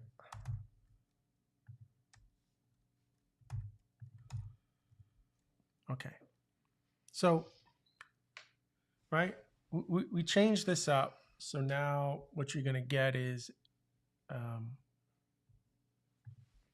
the client itself. I understand that. So now what this now means is on a bind, you get the client, the whole client, not you just get a client. Okay. I know. On the read, you get the client. And on the process, you get the client. Now, what that would mean to me here is that we can do the following instead, right? Because we don't return anything anymore. Okay. And this is a pointer, by the way, right? Pointer semantics. Okay. So now the idea would be, if you wanted to, client.reader can equal That. this, which would also be your client.con. And the writer doesn't have to change, right? We're just going to update the reader. So this gives you the ability at the bind time to sort of update the reader if you want. Got it. Okay. Cool. Okay. Which now means to me that this is our client.reader. And we know that we put a buff IO reader in there. So all that sort of just works, right? Yep. And then in here, we know in this case, well, in this program we did buff IO, but let's not do that here, right? In this case now, we know that we can just go clt.writer. We have the writer. And then this can just be a write. And then that write wants it as a slice, whatever. Slice of bytes. Stop trying to be helpful. I don't need the flush anymore. So you see how this sort of plays out now. Even this variable I don't necessarily need because we're not using it. But, oh, I am using it down there. Okay. But you see how now what we do is we just give them the client and they can manage those four things, right? You get access to your connection if you need it. You know your TCP address. I'm not even sure you need that anymore either. I don't know if it becomes important to have that. We can always export things as we need it. Edit, rename, TCP. Okay, and I'll move this down to, I don't know, here. After the log, right? Keep things in order. But I think these are the things that if we expose, it gives us the flexibility we're going to need later to like build what we built here, right? So now we can fix this. But I was just looking at, so we do the same thing here, right? Let's fix our little hack program now. So instead of the raw connection, you get a TCP client. Yeah. Okay.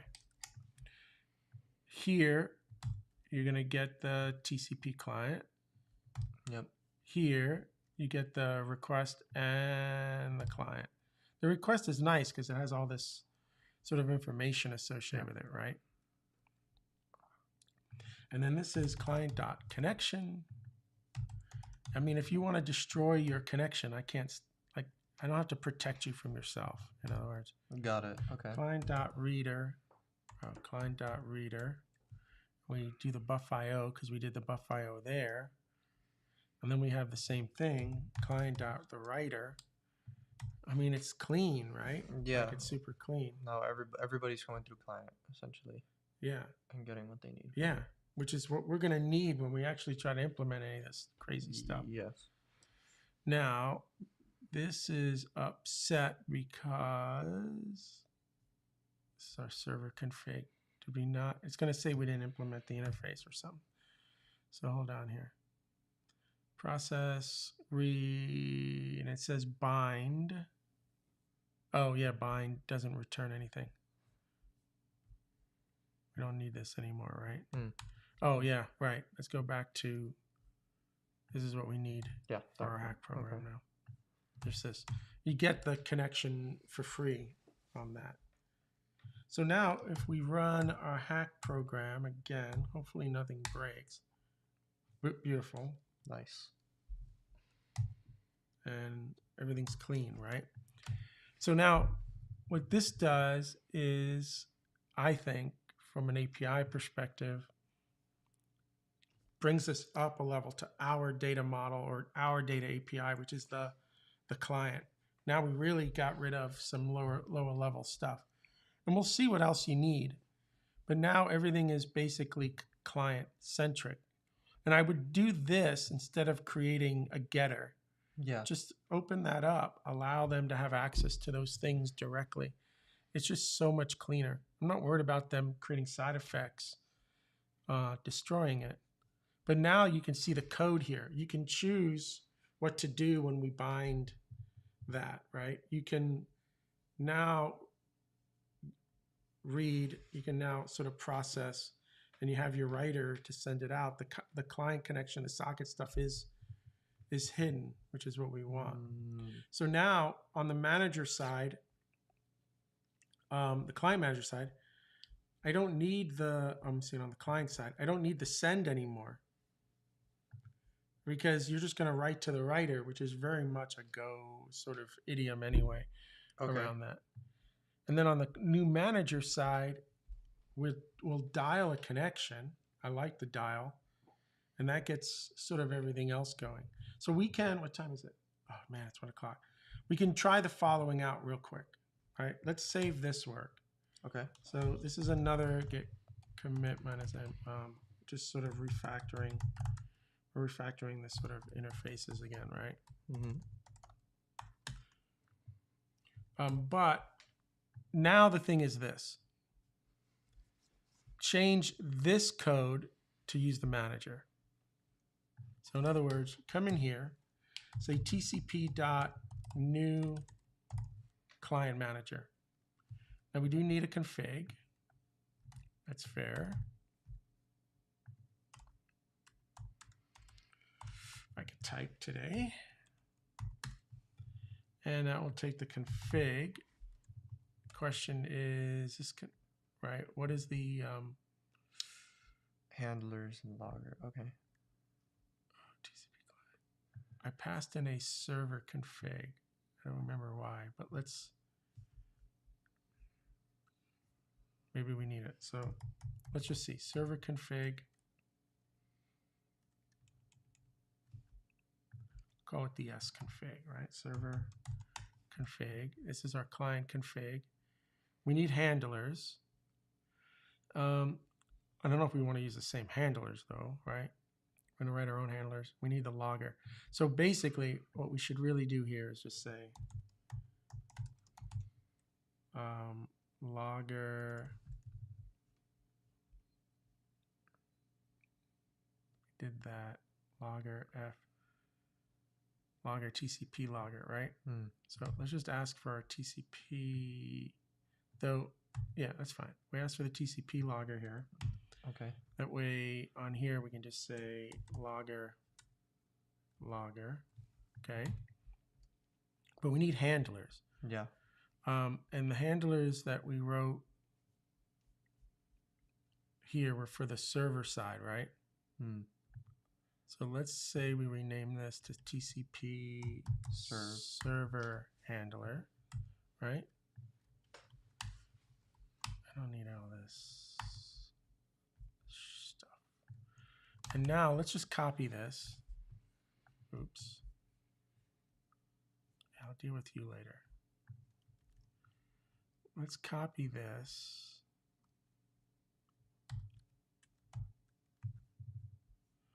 And we'll call this the client handlers, right?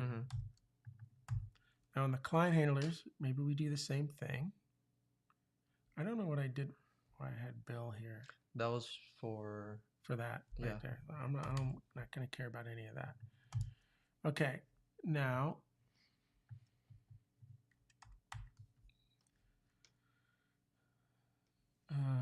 read. This will be client, right? Client. Then this will be here. This will be process.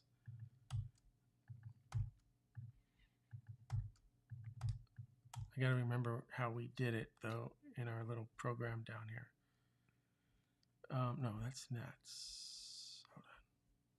So what we did is we dialed, and then we sent hello, and then we received it, right? So on the client side, we're going to do the send, and then we're going to get this read, right? So this is all read.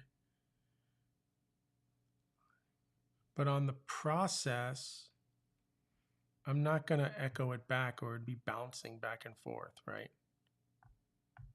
So let's just do this. All right. Just going to do this. Okay. Message, waiting on message, message, client message. And really, this isn't the client message. No, this it's is what? server. The server message. Yeah. Okay. And then we just get the message back and we're done. That's on the process side. Okay. So that's good.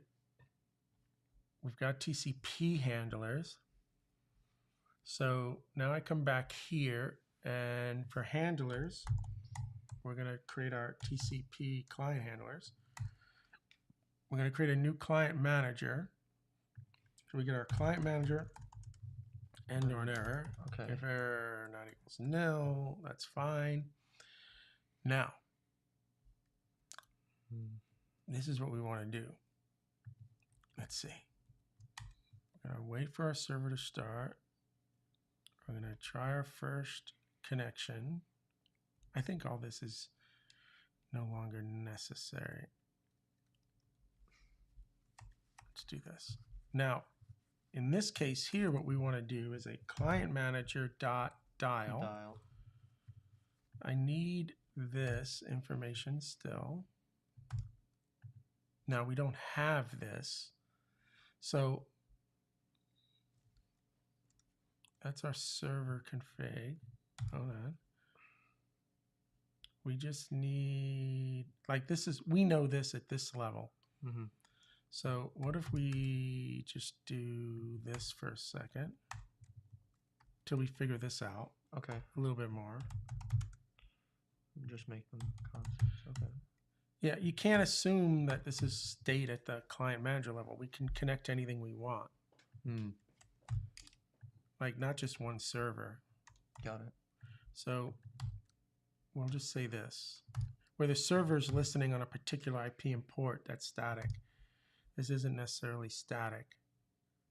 So if error not equals nil,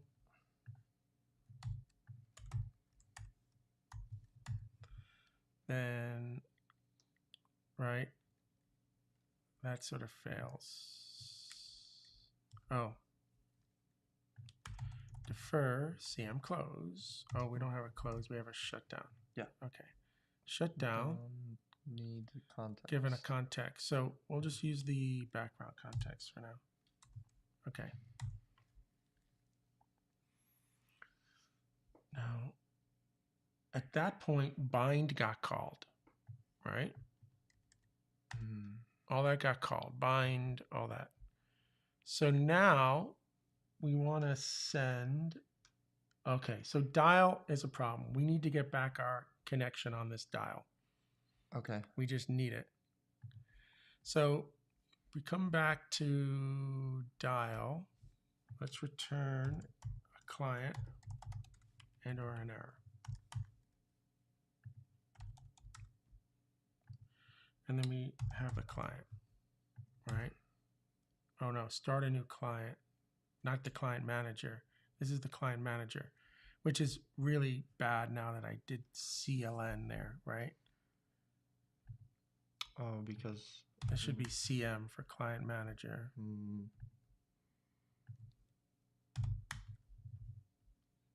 That's why I got confused. Oh, okay. Yeah. What we need is start new client. Okay, come back here, Mr. Kennedy. Start new client, which is here, needs to return the client. And I'm going to call that CLT. Okay. Okay, so start new client gives us the client that we can then return now. Okay. Right? So now. Okay, yeah, so now it's actually. Right, and so now this changes to this. And now we have the client. So now we can do the client.writer.write. Yeah. Because we have this client. And again, we made Byte. that's fine. for what we're doing right now is fine. We don't need the flush anymore. And now the read is going to happen on the other side. Yeah. So now we have this sort of asynchronous process going on, because anytime we send this message, and we're going to do this sort of twice, we may not. So now things get complicated because we can't block here waiting for the response to come back. Right? I don't know, because the response is coming back here. See what I'm saying? Yeah. And so if I really needed to wait for the response, we just turn this into a very asynchronous sort of thing, which at the end of the day, it's going to be asynchronous anyway. So one way to solve this problem very quickly, just for now,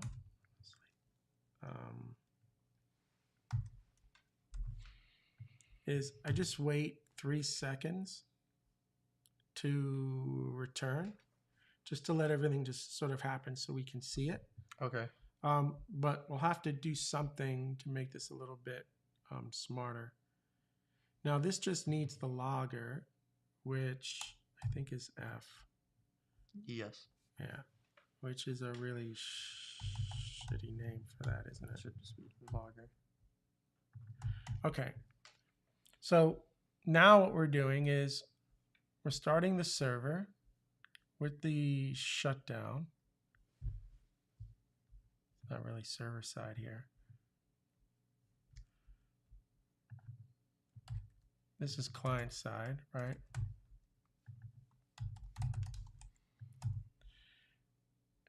And then this is all running in a Go routine. So if all this works, we've connected our manager. We will shut it all down.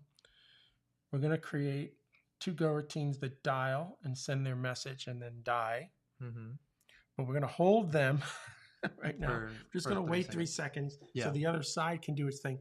We can create a global sort of wait group for all this to happen. And, you know, we can do that next week. But so this is bad, right?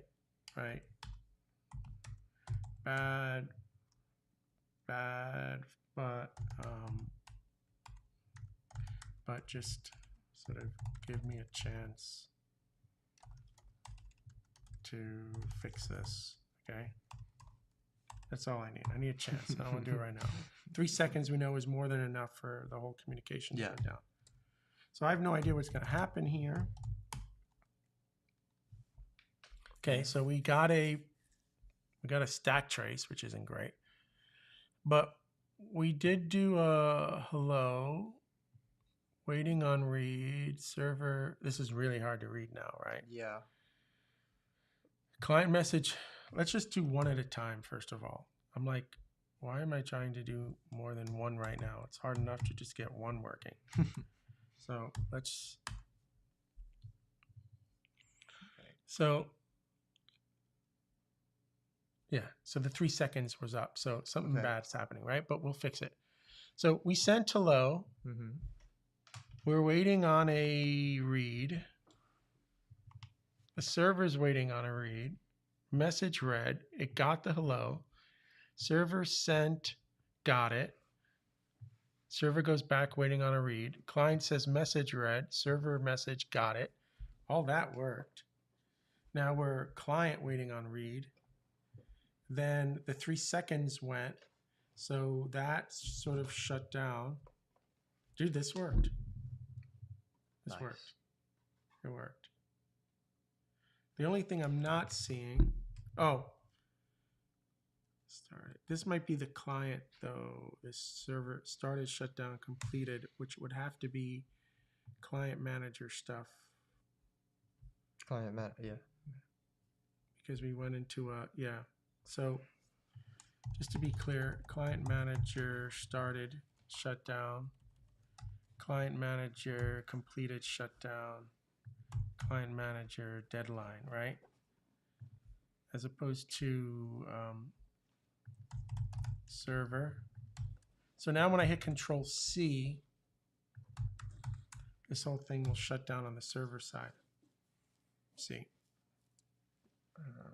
Okay, so that was the client shutting down, and then now that was server. Yeah. Okay.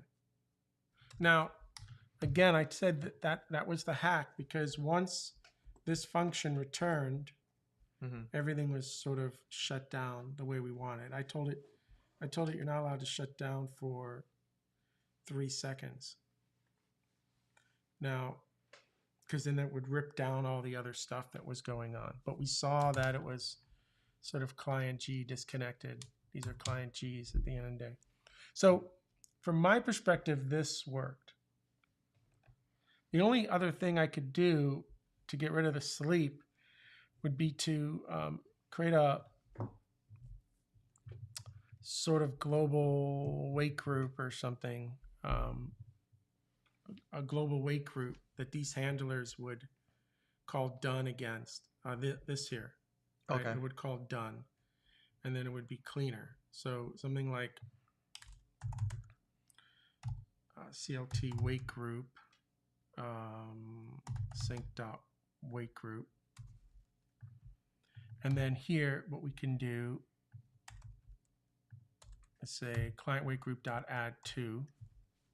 All right. And then here we could just put client wake group dot wait.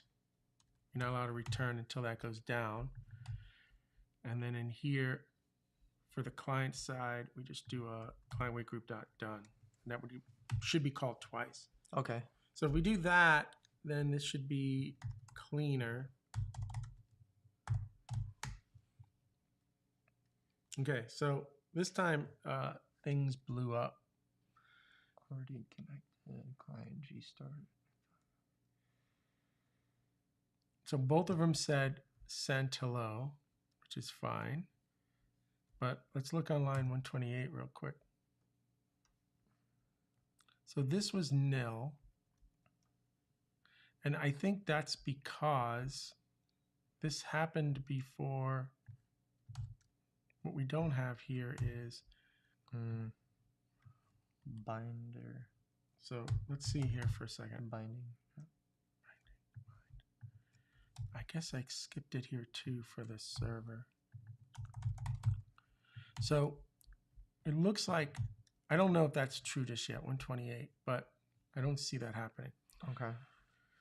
So that would mean to me somehow that the writer maybe was nil, but we don't really want dial returning until the bind is done. So let's take a look at that for a second.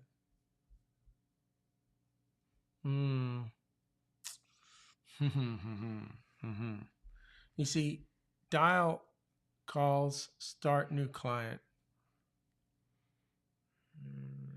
Start new client calls new client, right? Oh no. Okay, this is good. The bind should happen anyway. The con shouldn't have been nil. So start new client can't return until all that is done and we start reading. So I don't know just yet what is nil.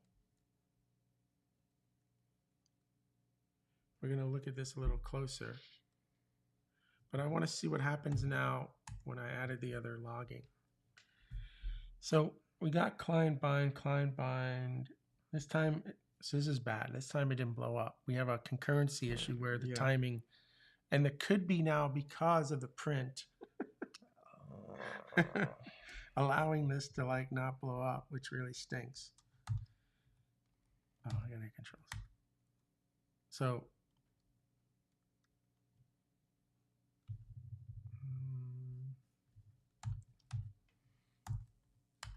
I'm going to have to get rid of the prints because, oh, beautiful. Okay. So let's go back and look at this before we finish today. 128, I don't like leaving code that's blowing up. Yep. Invalid memory address. Ooh.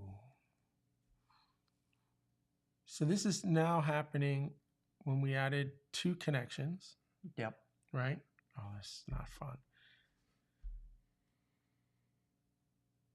Waiting on read. Hmm.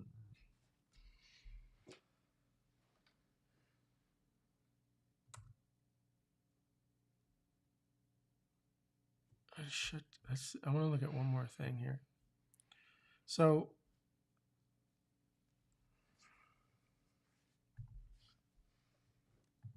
we don't see client manager started to shut down, actually. No. I don't see that.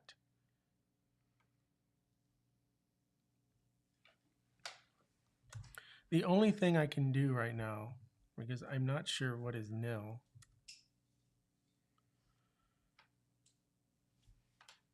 on line 128, either client is nil, but if you look, client bind, It's saying client read, client, I don't see this client send to load, do you? Oh, here. and it's saying already connected. No. Oh, Yeah. we're not allowing ourselves to establish more than one connection to the same. Mm-hmm. Ooh, interesting. Okay, hold on. So So this is bad on this side because we've got to allow for that. But what happens when it says already connected? Start new client. There. 99. Already connected. We close the connection, but we didn't return an error. This is why. It is nil. It's nil. Okay, good job. We should be returning that, right? Because then this could have gotten the error. Yep.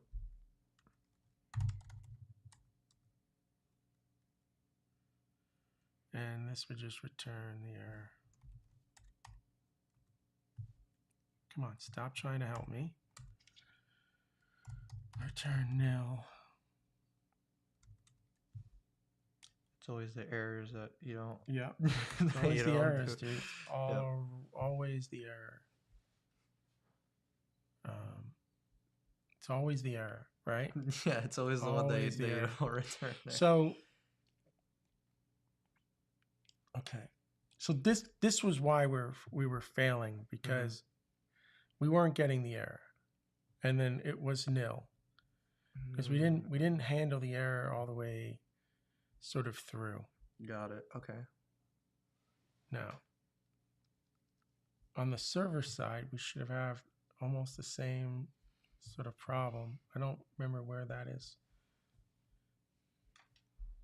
Here. Start. Oh, yeah. We don't have to worry about it there. Right. Okay. So we have to change, do things a little differently here. Now, that being said, you see, on this side, we don't care if it's already there. Except now we have a problem because we have all right, we're not gonna be able to finish this today. We have a problem. The problem is that we maintain this map of clients. Yep. We've got to have a unique sort of thing here. So on the manager side, A unique thing for each client, you're saying? for each connection. Each connection. Okay. Yeah. But what we have is the same IP and port. For every Right. connection. There has to be something unique. Yeah. And I know there is, but there has to be something unique about that one socket connection over the other that we're not, that I'm not getting here, right? So we're going to do the following. I know what's happening now. We're not going to get this anymore. Okay, so that's good. So we're going to do the following because we're out of time here. I'm going to remember this. Okay, so we need a more sort of unique key for a socket connection. So 2 connections coming from the same machine can be managed. So that wouldn't be an issue because the IPs would be different if it was like a different machine or a different. Well, Like we wouldn't have our this issue. IP, we could still have the problem because we want to establish on the same machine. We want to do some stuff. Okay. It is a problem, technically. Thing is that right now we're doing it on this TCP address, and there's got to be something, and I don't remember, that gets us something a little bit more unique for each socket connection, right? I'm going to have to look at what the remote and the local address is to start with. Is one of the things that I want to for sure sort of do, right? And this is something that we can sort of even just do here real quick, right? Bind, because I now have client.con.remote address string, client.con. say local address string. So look, if we do this, oh, that was on the server. I really more care about the client bind, but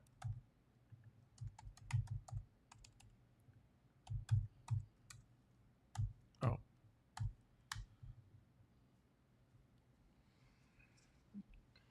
Client 6.2 and then 6.1. see, So that should have been unique because these are 2 different ports. Yeah. On the client, so on the server side, we got a unique number, right? Mm-hmm. We haven't had a problem there. Yeah. But on the client side, 6.2 and then right now I just see the 1. Oh, we need to use local on the client side. I think on the client side, we need to use local. Okay. On the server side, we use remote. On the client side,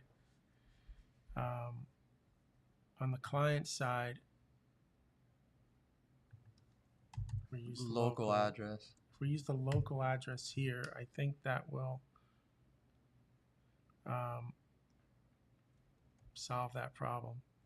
But on our hack program, how many connections were we making again? Just 1. 2. But I only saw a bind client. Oh, but it was already there. That's why. Okay, Let's see what happens now. 2 clients disconnected. Yeah, well, that client GG. Yeah, so this time it worked, right? Yeah, that time it. So on the client side, we have to use the local address as our unique. And on the server side, we use the, right, because it's all binding to the same IP and port, but this is who they are. On this side, it's all this, but this is who they are. Okay, that solves that problem. Okay, Cool. So I can get rid of this sort of thing. Okay, so I think now we have a client manager and we've tested it, right? Yep. So now I think that we're able to see if we can integrate it now finally into the CAP going into. Got it. But what's nice is we have a unified sort of server and client. We've okay, so we have client manager working, I think. We're also able to shut down. We're able to do all that. But now we're sort of a unified API. And I think it's a lot cleaner. Like, I hate the word manager here, server manager, but we already said client. This is so much cleaner now, right? Yeah. This is our client manager. And I think with what we did here, with these handlers, right? Now it's just cleaner to give access to the client and let the person manage their reader and their writer. I think it's just so much cleaner. It's a much better API. Okay, so that's going to be it for today. That wasn't bad. I can't believe how many hours we've had to spend cleaning all that code up. Yeah. It makes me nauseous to think I was using that like 8 years ago. But it was working, so whatever. Also got to code with my glorious hair. Okay, it's 1:30. I haven't even looked at my calendar yet, and you got to get to work. So Yep. We will be back on Thursday, same time, and I pray we can now take our client manager and integrate it into with the server and the client. Right, we got to do both. Yeah. And integrate it into the CAP now, and allow us to do peer-to-peer communications over this same network when we have it. Yeah. That'll be pretty cool. Then we can start thinking about, when we start thinking about moving a file across, that's where those handlers are going to be really important. You can't just wait for a /n. Oh, because it's a file. It's yeah. a file, bro. We're going to accept like 60, maybe 32,000 bytes at a time. Keep it in our buffer, and then when we get the final byte, you're going to see why it was so important to have the ability to read and process, read and process, read and process. And have that buffer. And then in our case, that we'll need that buffer. So Yeah. we'll start to see that sort of play out. Now, the cool thing is that we might get some of it for free again because of the way the standard library already works with streaming, where we just do a copy on this side, and we still need to know how many bytes. I don't know. It's been a long time. So we may not have to do as low-level stuff as I would in C and C#. Okay. Because of the I/O package and the way it moves data. But because it should handle the EOF. We're going to find out. Anyway, we'll crash this program a few times. We'll find out. In fact, we might want to build another hack program that Just sends a for file. large data file instead of like what we're doing with the /n. That's what we're going to have to do.